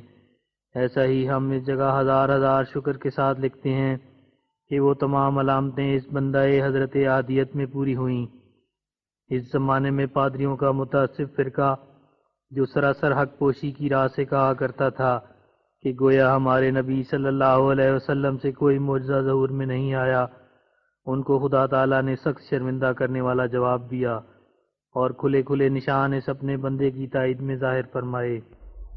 ایک وہ زمانہ تھا کہ انجیل کے باعث بازاروں اور گلیوں اور کوچوں میں نہایت دریدہ دہانی سے اور سراسر افتراء سے ہمارے سید و مولا خاتم الانبیاء اور افضل الرسل والاصفیاء اور سید المعصومین والاتقیاء حضرت محبوب جناب ہدیت محمد مصطفیٰ صلی اللہ علیہ وسلم کی نسبت یہ قابل شرم جھوٹ بولا کرتے تھے کہ گویا جناب سے کوئی پیش گوئی یا معجزہ ظہور میں نہیں آیا، اور اب یہ زمانہ ہے کہ خدا تعالیٰ نے علاوہ ان ہزارہ معجزات کے جو ہمارے سرور و مولا شفیع المذنبین صلی اللہ علیہ وسلم سے قرآن شریف اور احادیث میں اس کثرت سے مذکور ہیں جو اعلیٰ درجے کے تواتر پر ہیں۔ تازہ بتازہ سدھا نشان ایسے ظاہر فرمائے ہیں کہ کسی مخالف اور منکر کو ان کے مقابلے کی طاقت نہیں۔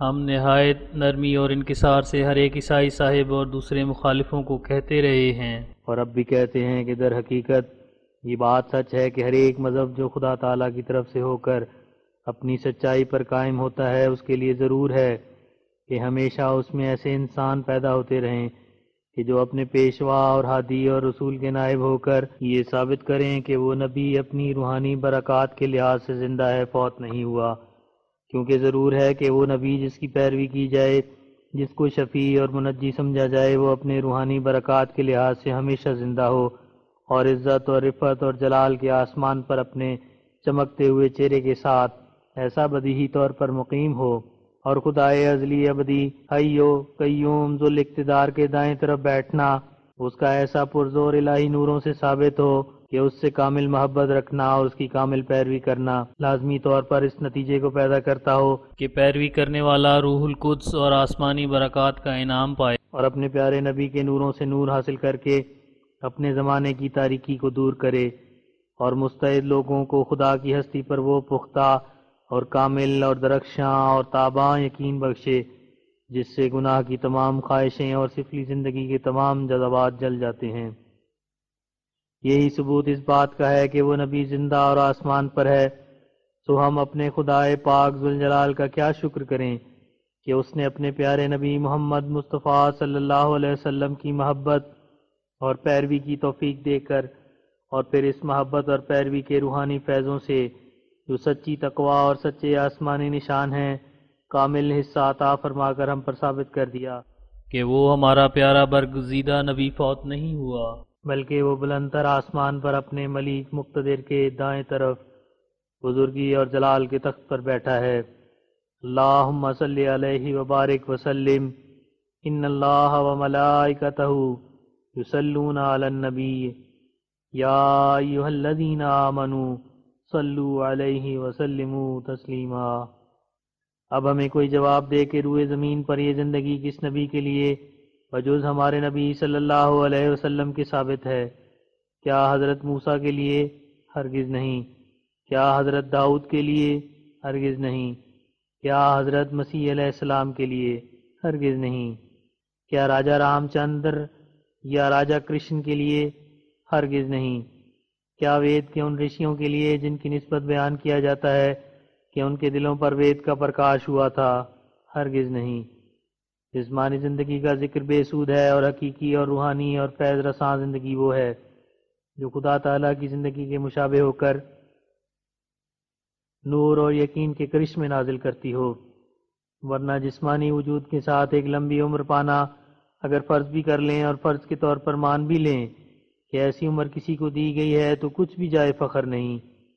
مصر کی بعض پرانی عمارتیں ہزارہ برس سے چلی آتی ہیں، اور بابل کے کھنڈرات اب تک موجود ہیں جن میں الو بولتے ہیں، اور اس ملک میں اجودھیا اور بندرہ بن بھی پرانے زمانے کی آبادیاں ہیں، اور اٹلی اور یونان میں بھی ایسی قدیم عمارتیں پائی جاتی ہیں۔ تو کیا اس جسمانی طور پر لمبی عمر پانے سے یہ تمام چیزیں اس جلال اور بزرگی سے حصہ لے سکتی ہیں جو روحانی زندگی کی وجہ سے خدا کے مقدس لوگوں کو حاصل ہوتی ہے؟ اب اس بات کا فیصلہ ہو گیا ہے کہ اس روحانی زندگی کا ثبوت صرف ہمارے نبی علیہ السلام کی ذات بابرکات میں پایا جاتا ہے۔ خدا کی ہزاروں رحمتیں اس کے شامل حال رہیں۔ افسوس کہ عیسائیوں کو کبھی بھی یہ خیال نہیں آیا کہ حضرت عیسیٰ علیہ السلام کی روحانی زندگی ثابت کریں اور صرف اس لمبی عمر پر خوش نہ ہوں جس میں اینٹ اور پتھر بھی شریک ہو سکتے ہیں۔ بے سود ہے وہ زندگی جو نفع رساں نہیں، اور لا حاصل ہے وہ بقا جس میں فیض نہیں۔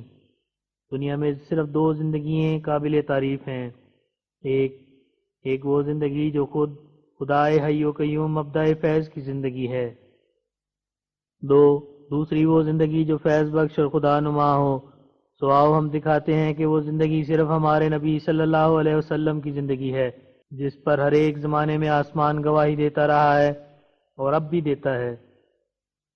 اور یاد رکھو کہ جس میں فیاضانہ زندگی نہیں وہ مردہ ہے نہ زندہ، اور میں اس خدا کی قسم کھا کر کہتا ہوں جس کا نام لے کر جھوٹ بولنا سخت بد ذاتی ہے کہ خدا نے مجھے میرے بزرگ واجب الاطاعت سیدنا محمد صلی اللہ علیہ وسلم کی روحانی دائمی زندگی اور پورے جلال اور کمال کا یہ ثبوت دیا ہے کہ میں نے اس کی پیروی سے اور اس کی محبت سے آسمانی نشانوں کو اپنے اوپر اترتے ہوئے اور دل کو یقین کے نور سے پر ہوتے ہوئے پایا، اور اس قدر نشان غیبی دیکھے کہ ان کھلے کھلے نوروں کے ذریعے سے میں نے اپنے خدا کو دیکھ لیا ہے۔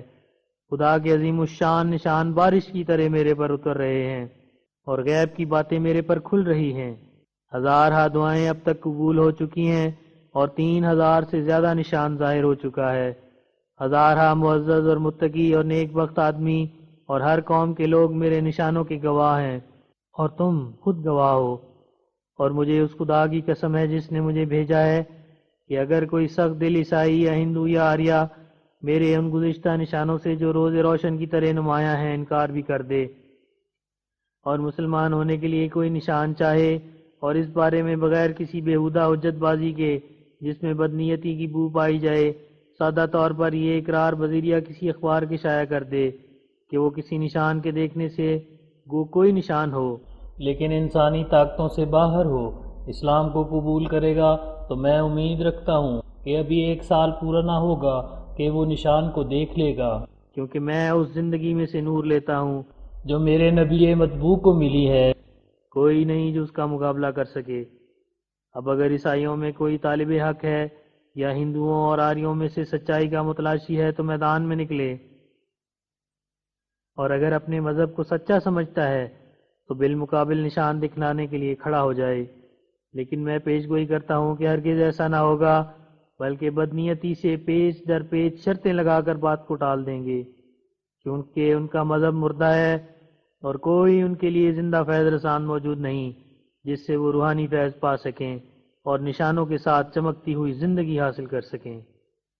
اے تمام وہ لوگوں جو زمین پر رہتے ہو، اور اے تمام وہ انسانی روح ہو جو مشرق اور مغرب میں آباد ہو، میں پورے زور کے ساتھ آپ کو اس طرف دعوت کرتا ہوں کہ اب زمین پر سچا مذہب صرف اسلام ہے، اور سچا خدا بھی وہی خدا ہے جو قرآن نے بیان کیا ہے، اور ہمیشہ کی روحانی زندگی والا نبی اور جلال اور تقدس کے تخت پر بیٹھنے والا حضرت محمد مصطفیٰ صلی اللہ علیہ وسلم ہے، جس کی روحانی زندگی اور پاک جلال کا ہمیں یہ ثبوت ملا ہے کہ اس کی پیروی اور محبت سے ہم روح القدس اور خدا کے مکالمے اور آسمانی نشانوں کے انعام پاتے ہیں۔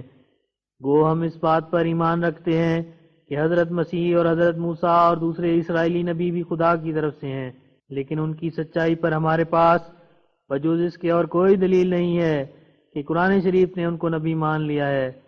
ان کی روحانی زندگی بدیہی نشانوں کے ساتھ ثابت نہیں ہے، اور اس کا یہ سبب ہے کہ وہ مذہب اور وہ کتابیں بباعث تحریف کے خراب ہو چکی ہیں۔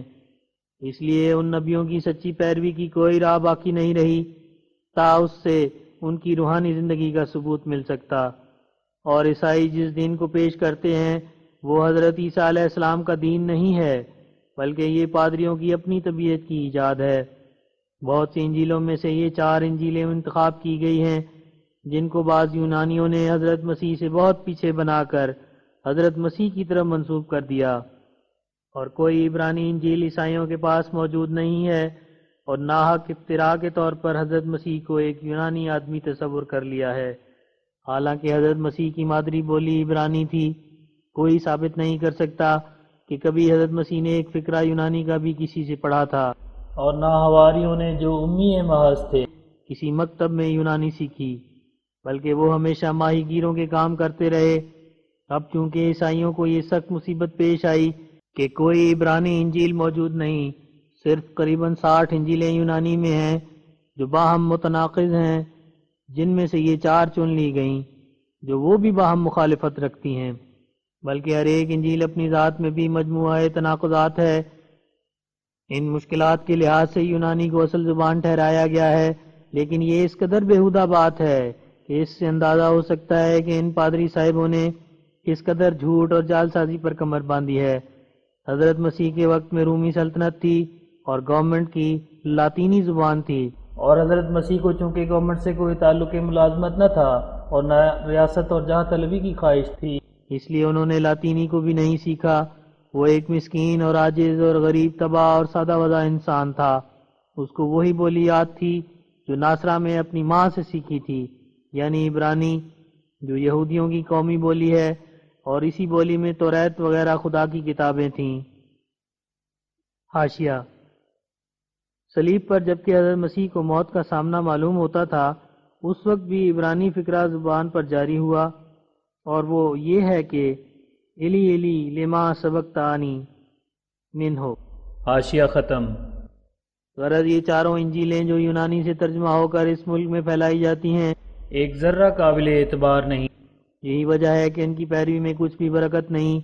خدا کا جلال اس شخص کو ہرگز نہیں ملتا جو ان انجیلوں کی پیروی کرتا ہے، بلکہ یہ انجیلیں حضرت مسیح کو بدنام کر رہی ہیں، کیونکہ ایک طرف تو ان انجیلوں میں سچے عیسائی کی یہ علامتیں ٹھہرائی گئی ہیں کہ وہ آسمانی نشانوں کے دکھلانے پر قادر ہو، اور دوسری طرف عیسائیوں کا یہ حال ہے کہ وہ ایک مردہ حالت میں پڑے ہوئے ہیں اور ایک ذرا آسمانی برکت ان کے ساتھ نہیں، اور کوئی نشان دکھلا نہیں سکتے۔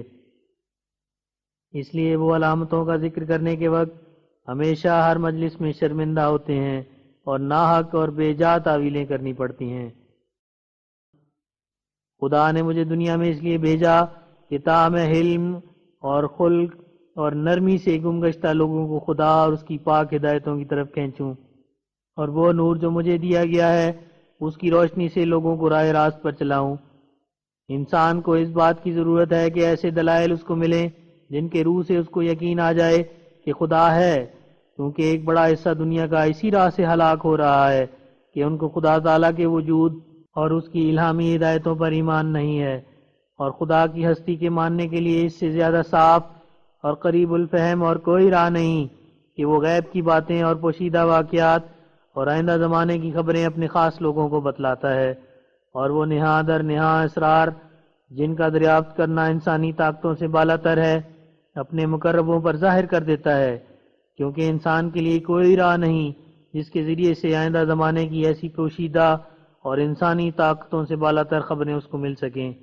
اور بلا شبہ یہ بات سچ ہے کہ غیب کے واقعات اور غیب کی خبریں، بالخصوص جن کے ساتھ قدرت اور حکم ہے، ایسے امور ہیں جن کے حاصل کرنے پر کسی طور سے انسانی طاقت خود بخود قادر نہیں ہو سکتی۔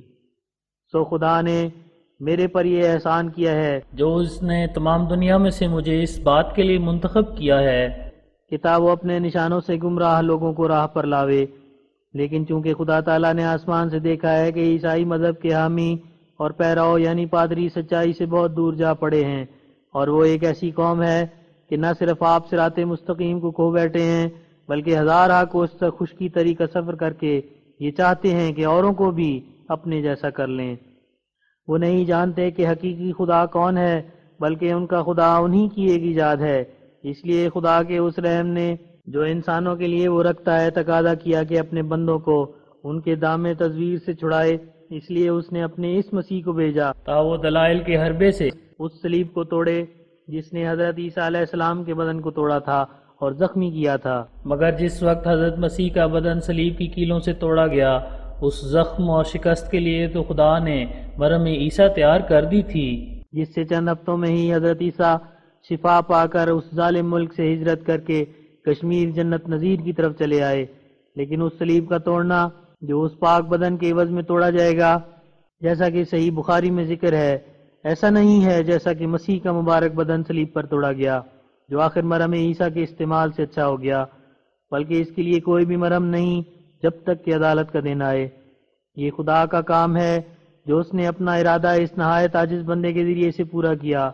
مگر اس بات کو یاد رکھنا چاہیے کہ بخاری کی یہ حدیث کہ مسیح آئے گا اور صلیب کو توڑے گا، وہ معنی نہیں رکھتی جو ہمارے قابل رحم علماء بیان کرتے ہیں، کیونکہ انہوں نے اپنی کوتاہ اندیشی سے یہ سمجھا ہوا ہے کہ مسیح دنیا میں آ کر ایک بڑے جہاد کا دروازہ کھولے گا اور محمد مہدی خلیفہ سے مل کر دین پھیلانے کے لیے لڑائیاں کرے گا اور تلوار اٹھائے گا، اور ایک بڑی خون ریزی ہوگی جو دنیا کے ابتدا سے اس وقت تک کبھی نہیں ہوئی ہوگی، اور یہاں تک خون ریزی کرے گا جو زمین کو خون سے بھر دے گا۔ سو یاد رہے کہ یہ عقیدہ سراسر باطل ہے، بلکہ وہ حق محض جو خدا نے ہمیں سمجھایا ہے یہ ہے کہ مسیح جس کا دوسرا نام مہدی ہے دنیا کی بادشاہت سے ہرگز حصہ نہیں پائے گا، بلکہ اس کے لیے آسمانی بادشاہت ہوگی۔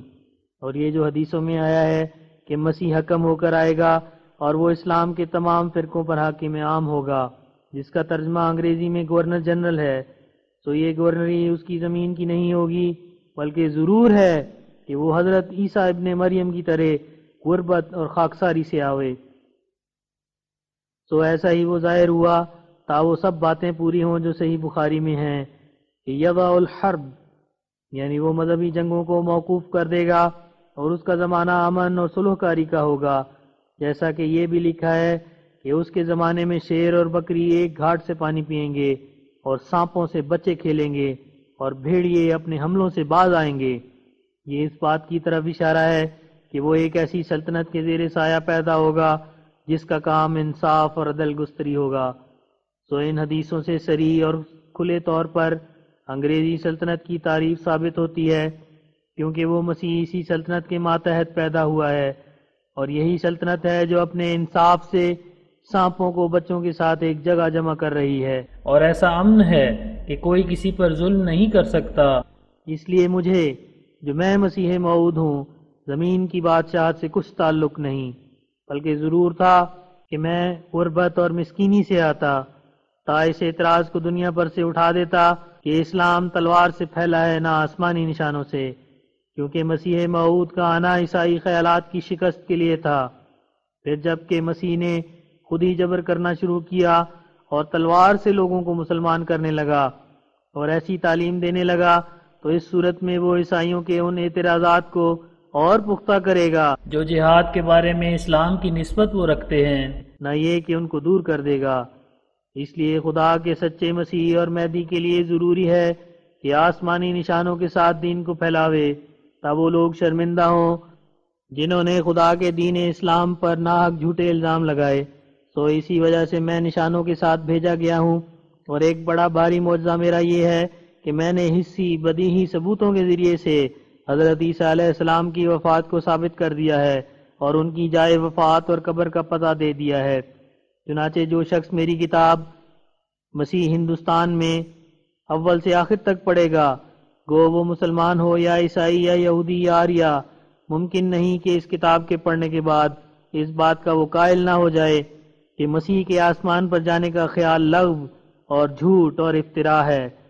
غرض یہ ثبوت نظری حد تک محدود نہیں، بلکہ نہایت صاف اور اجلا بدیہیات ہے، جس سے انکار کرنا نہ صرف بعید از انصاف بلکہ انسانی حیا سے دور ہے۔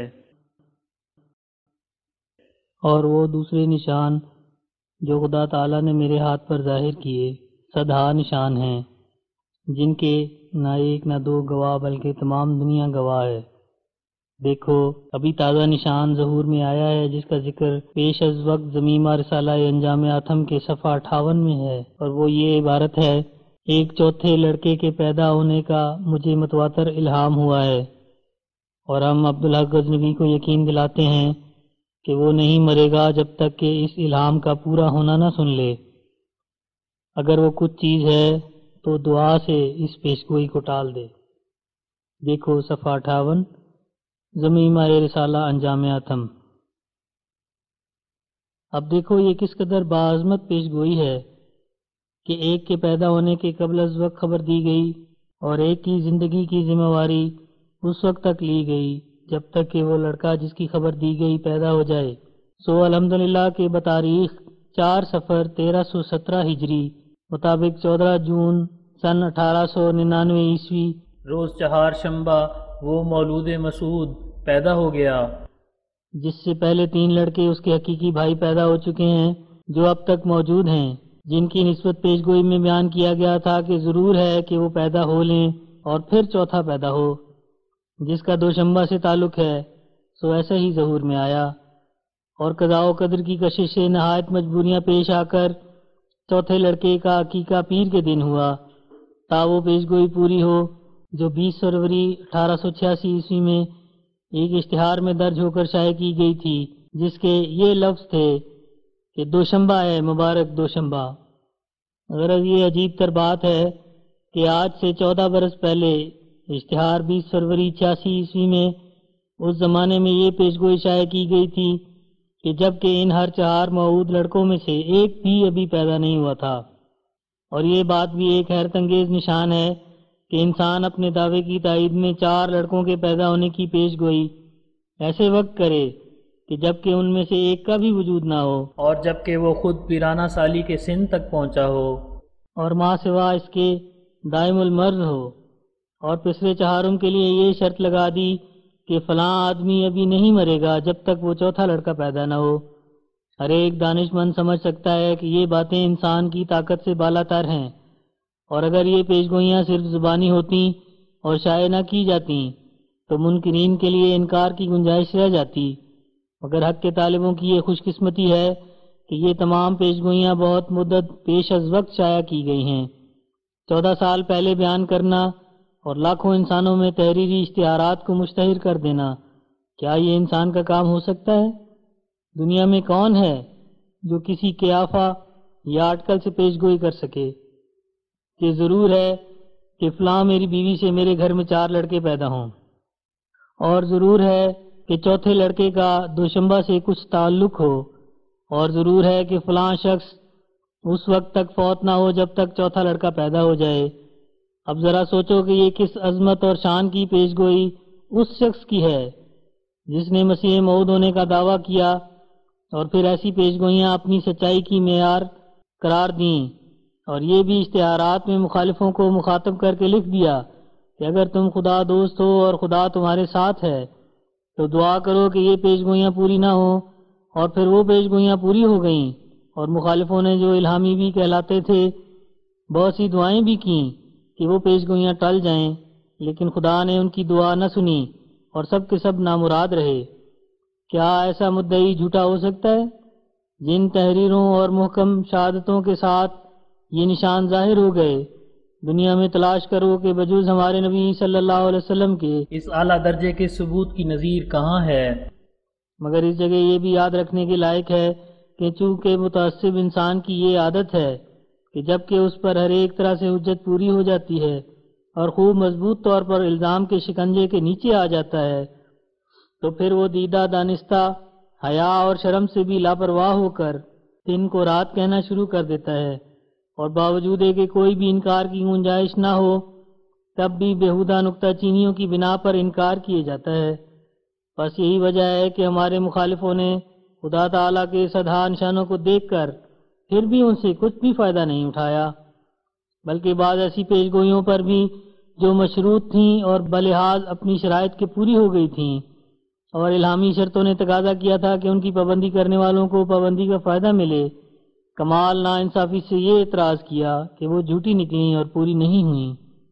جیسا کہ ڈپٹی عبداللہ آتم کی موت کی نسبت جو پیش گوئی کی گئی تھی، جس میں یہ شرط تھی کہ اگر آتم صاحب 15 مہینے کی میعاد میں حق کی طرف رجوع کر لیں گے تو موت سے بچ جائیں گے، نافہم مخالفوں نے یہ شور مچا دیا کہ آتم 15 مہینے کے اندر فوت نہیں ہوا بلکہ بعد میں فوت ہوا، اور اگر یہ لوگ ایک ساتھ تعصب سے الگ ہو کر پیش گوئی کے مضمون پر غور کرتے اور شرط کے لفظوں کو تدبر سے دیکھتے اور پھر آتم صاحب کے ان حالات پر نظر ڈالتے جو پیش گوئی کی میعاد 15 مہینے میں انہوں نے ظاہر کیے، تو بلا شبہ انسانی حیا ان کو اس بات سے مانے آتا کہ وہ ایسی روشن پیش گوئی کو جو کھلے طور پر پوری ہو گئی غلط قرار دیتے۔ مگر اس اندھی دنیا میں تعصب بھی ایک سخت پورا شوب غبار ہے جس سے انسان دیکھتا ہوا نہیں دیکھتا اور سنتا ہوا نہیں سنتا اور سمجھتا ہوا نہیں سمجھتا۔ کیا یہ سچ نہیں ہے کہ آتم نے 15 مہینے میعاد پیش گوئی میں مذہبی مباحثات سے بکلی منہ بند رکھا اور اس اپنی قدیم عادت سے رجوع کیا جس کو وہ ہمیشہ تالیف اور تحریر کے روح سے ظاہر کرتا تھا؟ کیا اس رجوع کا بجوز اس کے کوئی اور سبب تھا کہ وہ اس بات سے ڈرا کہ ایسا نہ ہو کہ متعصبانہ بحثوں اور تحریری اور تقریری گستاخیوں سے جلد تر اس پر کوئی وبال آوے؟ پس غضب الہی کے خوف سے اپنی قدیم عادت سے رجوع کرنا پڑا۔ کیا یہ رجوع نہ تھا؟ کیا یہ عیسائیت پر استقامت کی دلیل ہے کہ ایسا شخص جو کبھی توہین اسلام اور بحث مباحثہ سے باز نہیں آتا تھا، وہ 15 مہینے یعنی میعاد پیش گوئی کے ایام تک اپنا منہ بند رکھے اور حواس باختہ ہو کر سودائیوں کی طرح زندگی گزرانے؟ بس جب کہ آتم نے پیش گوئی سے ڈر کر اپنی پہلی طرز زندگی کو چھوڑ دیا اور خوف کے آثار ظاہر کیے اور بے ادبی اور رد اسلام سے باز آ گیا تو کیا اس حالت کو رجوع نہیں کہیں گے؟ ہاں، اگر وہ کامل طور پر رجوع کرتا تو خدا تعالیٰ بھی کامل طور پر اس کو تاخیر دیتا، لیکن چونکہ اس کا رجوع کامل نہ تھا اور نیز وہ اپنے رجوع پر قائم نہ رہ سکا اور میعاد کے بعد اس نے اصل گواہی کو چھپایا، اس لیے پیشگوئی کے اثر نے اس کو نہ چھوڑا اور جلد وفات پا گیا۔ غرض یہ ظلم سری ہے اور سخت حق پوشی کہ ایسا ظاہر کیا جائے کہ گویا آتم پیشگوئی کے سننے کے بعد بڑی بہادری اور استقامت سے اپنی معمولی طرز زندگی اور خدمت مذہب عیسائی پر قائم اور مستقر رہا۔ جو شخص خدا کی لعنت سے ڈرے ایسا جھوٹ ہرگز نہیں بولے گا۔ بھلا تم میں سے کوئی تو ثابت کر کے دکھلا دے کہ آتم پیشگوئی کی میعاد میں اپنی پہلی عادات پر قائم اور مستقیم رہا اور پیشگوئی کی دہشت نے اس کو مبہوت نہ کیا۔ اگر کوئی ثابت کر سکتا ہے تو کرے، ہم قبول کرنے کو تیار ہیں، ورنہ لعنت اللہ علی الکاذبین۔ کیا یہ رجوع نہیں تھا کہ نہ صرف آتم بد زبانی سے باز آیا بلکہ پیشگوئی کی تمام میعاد یعنی 15 مہینے تک ڈرتا رہا اور بے قراری اور خوف کے آثار اس کے چہرے پر ظاہر تھے اور اس کو کسی جگہ آرام نہ تھا؟ کیا یہ دلیل کچھ تھوڑے وزن کی ہے کہ جس وقت آتم صاحب کو میں نے 4000 نقد روپیہ اس بات کے لیے دینا کیا کہ وہ مجلس میں قسم کھا جائیں کہ انہوں نے اسلام کی طرف رجوع نہیں کیا اور خدا کے غضب کا خیال ان کے دل میں نہیں تھا، تو آتم صاحب نے قسم کھانے سے صاف انکار کر دیا اور میں نے ان کو اشتہار کے ذریعے سے مطلع کیا کہ اگر تم قسم کھانے کو تیار ہو تو میں تمہارے چوکھٹ میں قدم رکھنے سے پہلے 4000 روپیہ تمہارے حوالے کر دوں گا، مگر پھر بھی اس نے قسم نہ کھائی، حالانکہ مسیح نے بغیر حاضری عدالت کے خود بخود قسم کھائی، پولوس نے بغیر حاضری عدالت کے خود بخود قسم کھائی، پھر آتم کو قسم کھانے سے کس چیز نے روک دیا؟ حاشیہ: معتبر شہادتوں سے معلوم ہوا جس سے آتم صاحب نے انکار نہ کیا بلکہ صاف اقرار کیا کہ انہوں نے اپنی زندگی میں کئی دفعہ عدالت میں حاضر ہو کر بعض مقدمات میں گواہی دینے کی تقریب پر قسم کھائی، وہ کاغذات سرکاری دفتروں میں اب تک موجود ہیں۔ من ہو۔ کیا یہ دلیل آتم صاحب کے رجوع کی کچھ تھوڑے وزن کی ہے کہ ان کو بذریعہ اشتہار مطبوعہ کے میں نے اطلاع دی کہ اگر وہ خوف جس کا تمہیں اقرار ہے خدا کے غضب سے نہ تھا بلکہ میرے کسی مجرمانہ حملے سے تھا تو عدالت میں نالش کرو اور اس کا ثبوت دو، لیکن نہ اس نے نالش کی اور نہ ایام میں پیشگوئی میں اس بات کو کسی اخبار میں چھپوایا کہ میں قتل کیے جانے سے ڈرتا رہا، اور نہ پولیس میں اطلاع دی۔ کیا اس سے ظاہر نہیں کہ ایسی کارروائی کرنے سے اس کا دل اس کو ملزم کرتا تھا؟ کیا یہ دلیل آتم صاحب کے رجوع کی کچھ تھوڑے وزن کی ہے کہ جیسا کہ الہام میں پیش از وقت شائع کیا گیا تھا کہ آتم رجوع سے فائدہ اٹھائے گا، لیکن اگر گواہی کو پوشیدہ کرے گا تو پھر جلد پکڑا جائے گا اور فوت ہو جائے گا۔ یہ الہام آتم صاحب کے فوت ہونے سے پہلے لاکھوں انسانوں میں مشتہر ہو چکا تھا۔ چنانچہ آتم صاحب میرے آخری اشتہار سے 6 ماہ بعد فوت ہو گئے اور اپنے بچنے اور مرنے سے پیشگوئی کی شہادت کو دوہرے طور پر ثابت کر گئے۔ جب شرط پر عمل کیا تو بقدر اس عمل کے تاخیر ہو گئی، اور جب گواہی کو چھپایا تو پکڑا گیا۔ دیکھو یہ پیشگوئی کیسی صاف اور روشن تھی اور کس طرح اس میں الہی عظمت بھری ہوئی تھی، مگر پھر بھی متعصب لوگوں نے الہامی شرط کو نظر انداز کر کے تکذیب پر کمر باندھ لی۔ سو اسی طرح ہمیشہ نبیوں کی تکذیب ہوتی رہی ہے۔ افسوس کہ ان ظالم تباہ لوگوں نے آتم والی پیشگوئی کا لیکھرام والی پیشگوئی سے مقابلہ بھی نہیں کیا۔ یہ ہدایت پانے کا مقام تھا کہ آتم کی پیشگوئی میں الہام رجوع کی شرط سے وابستہ تھا، اور بہت سے قرائن نے ظاہر کر دیا تھا کہ ضرور آتم نے شرط کی پابندی کی۔ سو خدا رحیم نے اس کی پابندی سے جس قدر کے پابندی اس سے ظہور میں آئی اسی قدر اس کو فائدہ پہنچا دیا، مگر لیکھرام کی پیشگوئی میں کوئی شرط نہ تھی، اس لیے اس کو تاخیر نہ ملی۔ آتم نے نرمی اور خوف اور ہراساں اور ترسان ہونے سے کام لیا، اس لیے خدا نے بھی اس سے نرمی کی، مگر لیکھرام نے پیشگوئی کے بعد زبان کی چھری حد سے زیادہ تیز کر دی اور ہمارے رسول کریم صلی اللہ علیہ وسلم کو ہر ایک مجلس میں گالیاں دینا شروع کیا۔ اس لیے اس نے خدا کے تیز حربے سے اپنی تیزی کا پھل پایا۔ یہ دونوں پیش گوئیاں اپنی اپنی جگہ جمالی اور جلالی رنگ میں ہیں۔ آتم کی پیش گوئی جمالی ہے اور لیکھ رام کی جلالی۔ ان دونوں پیش گوئیوں پر نظر غور ڈالنے سے بڑا علم حاصل ہوتا ہے، اور عادات الہیہ کی حقیقت کھلتی ہے کہ وہ کیوں کر نرم کے ساتھ نرم اور سخت کے ساتھ سخت ہے۔ آتم اور لیکھ رام کی روش کا فرق کس کو معلوم نہیں، مگر اب کون بیان کرے جبکہ بہرحال جھٹلانا منظور ہے۔ اگر اسی طرح تکذیب جائز ہے جیسا کہ آتم کی پیش گوئی کی نسبت کی گئی، تو پھر ایسے لوگوں کو نبیوں کی بہت سی پیش گوئیوں سے انکار کرنا پڑے گا۔ جس طور سے اس بندہ حضرت عادیت کے کھلے کھلے طور پر نشان ظاہر ہوئے اور لاکھوں انسانوں میں پیش از وقت پیش گوئیاں مشہور ہو کر پھر کشتی کے منظر عام کی طرح ہزارہ لوگوں کے زیر نظر وہ پیش گوئیاں پوری ہوئیں، کیا اس کی نظیر دنیا میں ہے؟ سوچنا چاہیے کہ پیش گوئیاں 6 صورتوں سے باہر نہیں ہوتی۔ 1 یا اپنی ذات کے متعلق، 2 یا اپنی بیوی کے متعلق، 3 یا اپنی اولاد کے متعلق، 4 یا اپنے دوستوں کے متعلق، 5 یا اپنے دشمنوں کے متعلق، 6 یا دنیا کی اور کسی چیز یا انسان کے متعلق۔ تو یہ تمام قسموں کی پیش گوئیاں کتاب براہین احمدیہ اور اشتہار 20 فروری 1886 عیسوی اور حاشیہ متعلقہ صفحہ 3 اشتہار 20 فروری 1886 مندرجہ آئینہ کمالات اسلام اور ضمیمہ رسالہ انجام آتم صفحہ 58 اور رسالہ انجام آتم صفحہ 282 اور ازالہ اوہام میں درج ہیں، اور نیز اشتہار 21 دسمبر سن 1896 عیسوی میں بھی، جس میں یہ پیش گوئی تھی کہ جلسہ مذاہب میں ہمارا مضمون غالب رہے گا، جس کی تصدیق سول ملٹری گزٹ اور آبزرور نے بھی کی۔ ایسا ہی کتاب البریت میں بھی، جس میں ایک پیش گوئی ڈاکٹر مارٹن ہنری کلارک کے مقدمے سے بری ہونے کی نسبت ہے۔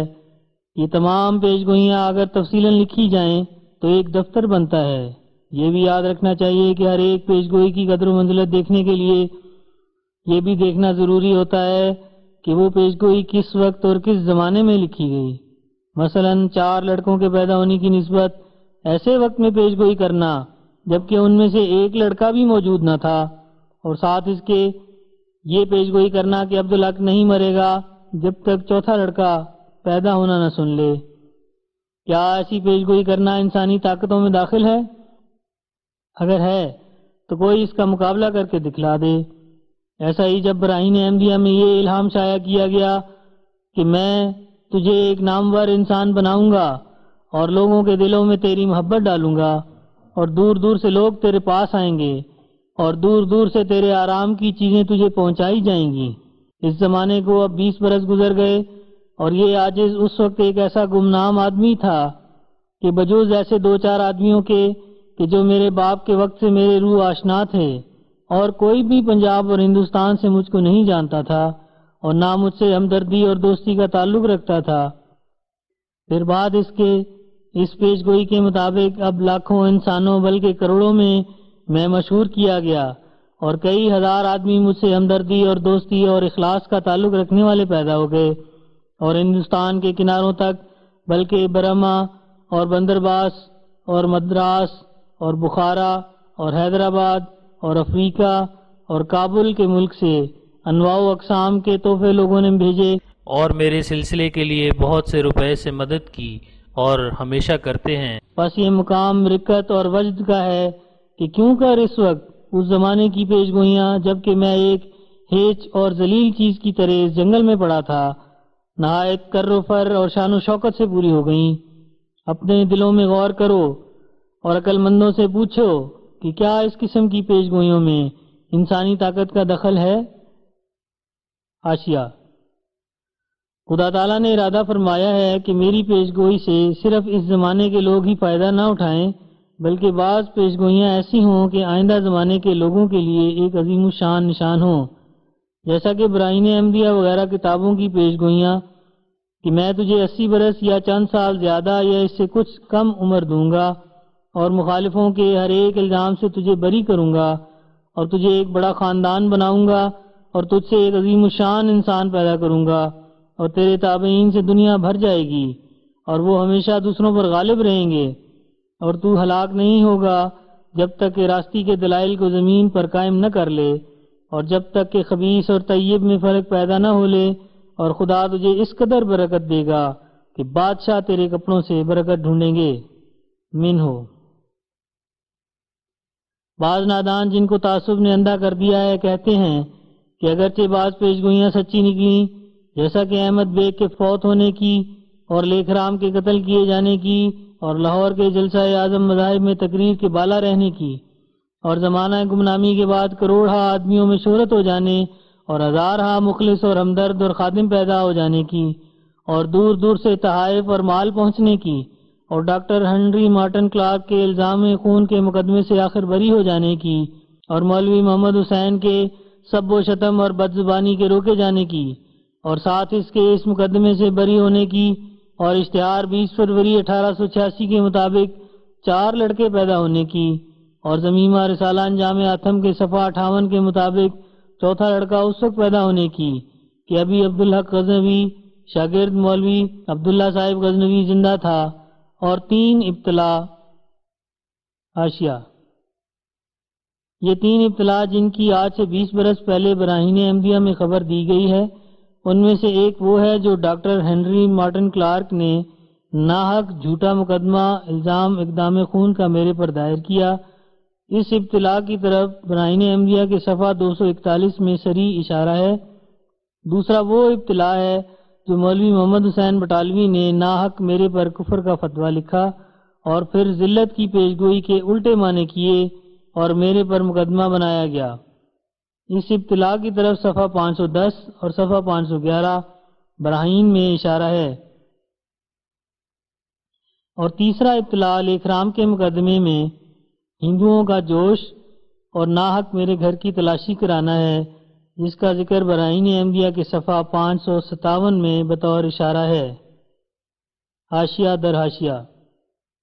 آریوں کا میرے پر بدظن ہونا تعجب کی جگہ ہے، کیونکہ سب سے پہلے تو آریوں کو ہی میرے نشانوں کا تجربہ ہوا تھا۔ قادیان کے بعد آریوں کو میں نے پیش از وقت پنڈت دیانند سورستی کی موت کی خبر دی کہ 6 ماہ کے اندر فوت ہو جائے گا، اور خود ان آریوں کی بعض بلاؤں کی پیش از وقت خبر دی، اور پھر بلا سے رہائی پانے کی پیش از وقت خبر دی۔ ان تمام علامات کی تفصیل براہین احمدیہ میں موجود ہے، اور جن کی نسبت پیش گوئی کی گئی تھی وہ بھی قادیان میں زندہ موجود ہیں۔ ان میں سے ایک کا نام شرمپت ہے، وہ ذات کے کھتری اور بازار کے چودھری ہیں۔ شرمپت کو میں نے خدا سے الہام پا کر خبر دی تھی کہ ان کے مقدمے کی فوجداری مثل چیف کورٹ سے واپس آئے گی، اور ماتحت عدالت سے نصف قید بشمبر داس اس کے بھائی کی میری دعا کی وجہ سے معاف کر دی جائے گی، مگر بری نہیں ہوگا۔ اور میں نے اس کو یہ بھی کہا تھا کہ میں نے عالم کشف میں دیکھا ہے کہ میں نے نوشتہ قضاء و قدر کی نصف قید کو اپنی قلم سے کاٹ دیا ہے، مگر بری نہیں کیا۔ لالا شرمپت ایک سخت متعصب آریہ دشمن اسلام ہے۔ میری تصدیق کے لیے اس قدر کافی ہے کہ لالا شرمپت کو اولاد کی قسم دے کر پوچھا جائے کہ کیا یہ میرے بیانات صحیح ہیں یا غلط۔ من ہو۔ حاشیہ در حاشیہ ختم۔ غرض براہین احمدیہ میں 3 سخت ابتلا کا بطور پیشگوئی ذکر تھا، سو وہ تینوں ابتلا پورے ہو گئے، اور شاید ان کی کوئی اور شاخ ابھی باقی ہو۔ من ہو۔ حاشیہ ختم۔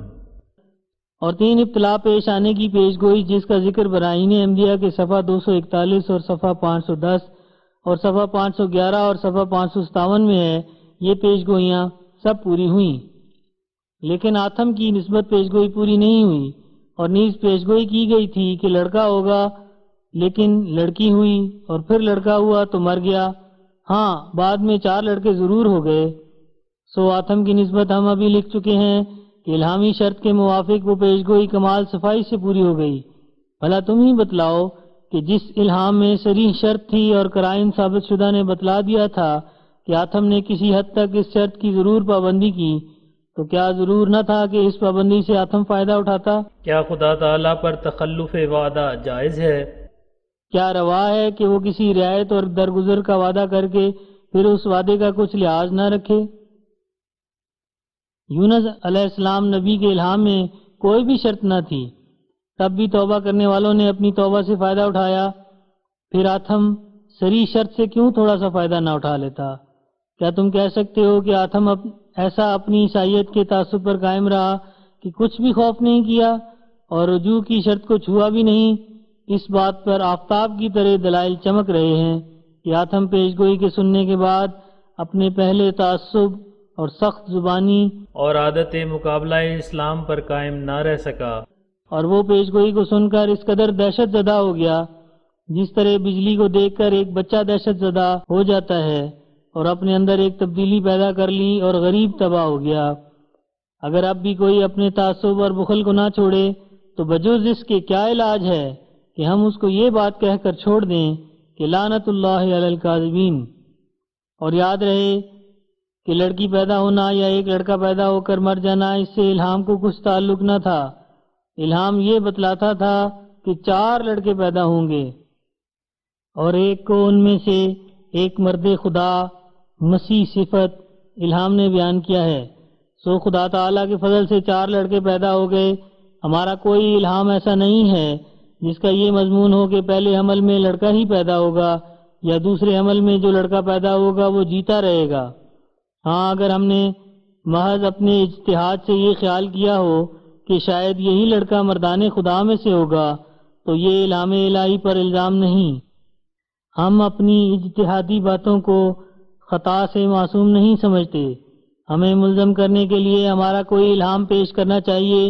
اجتہادی غلطی نبیوں اور رسولوں سے بھی ہو جاتی ہے جس پر وہ قائم نہیں رکھے جاتے۔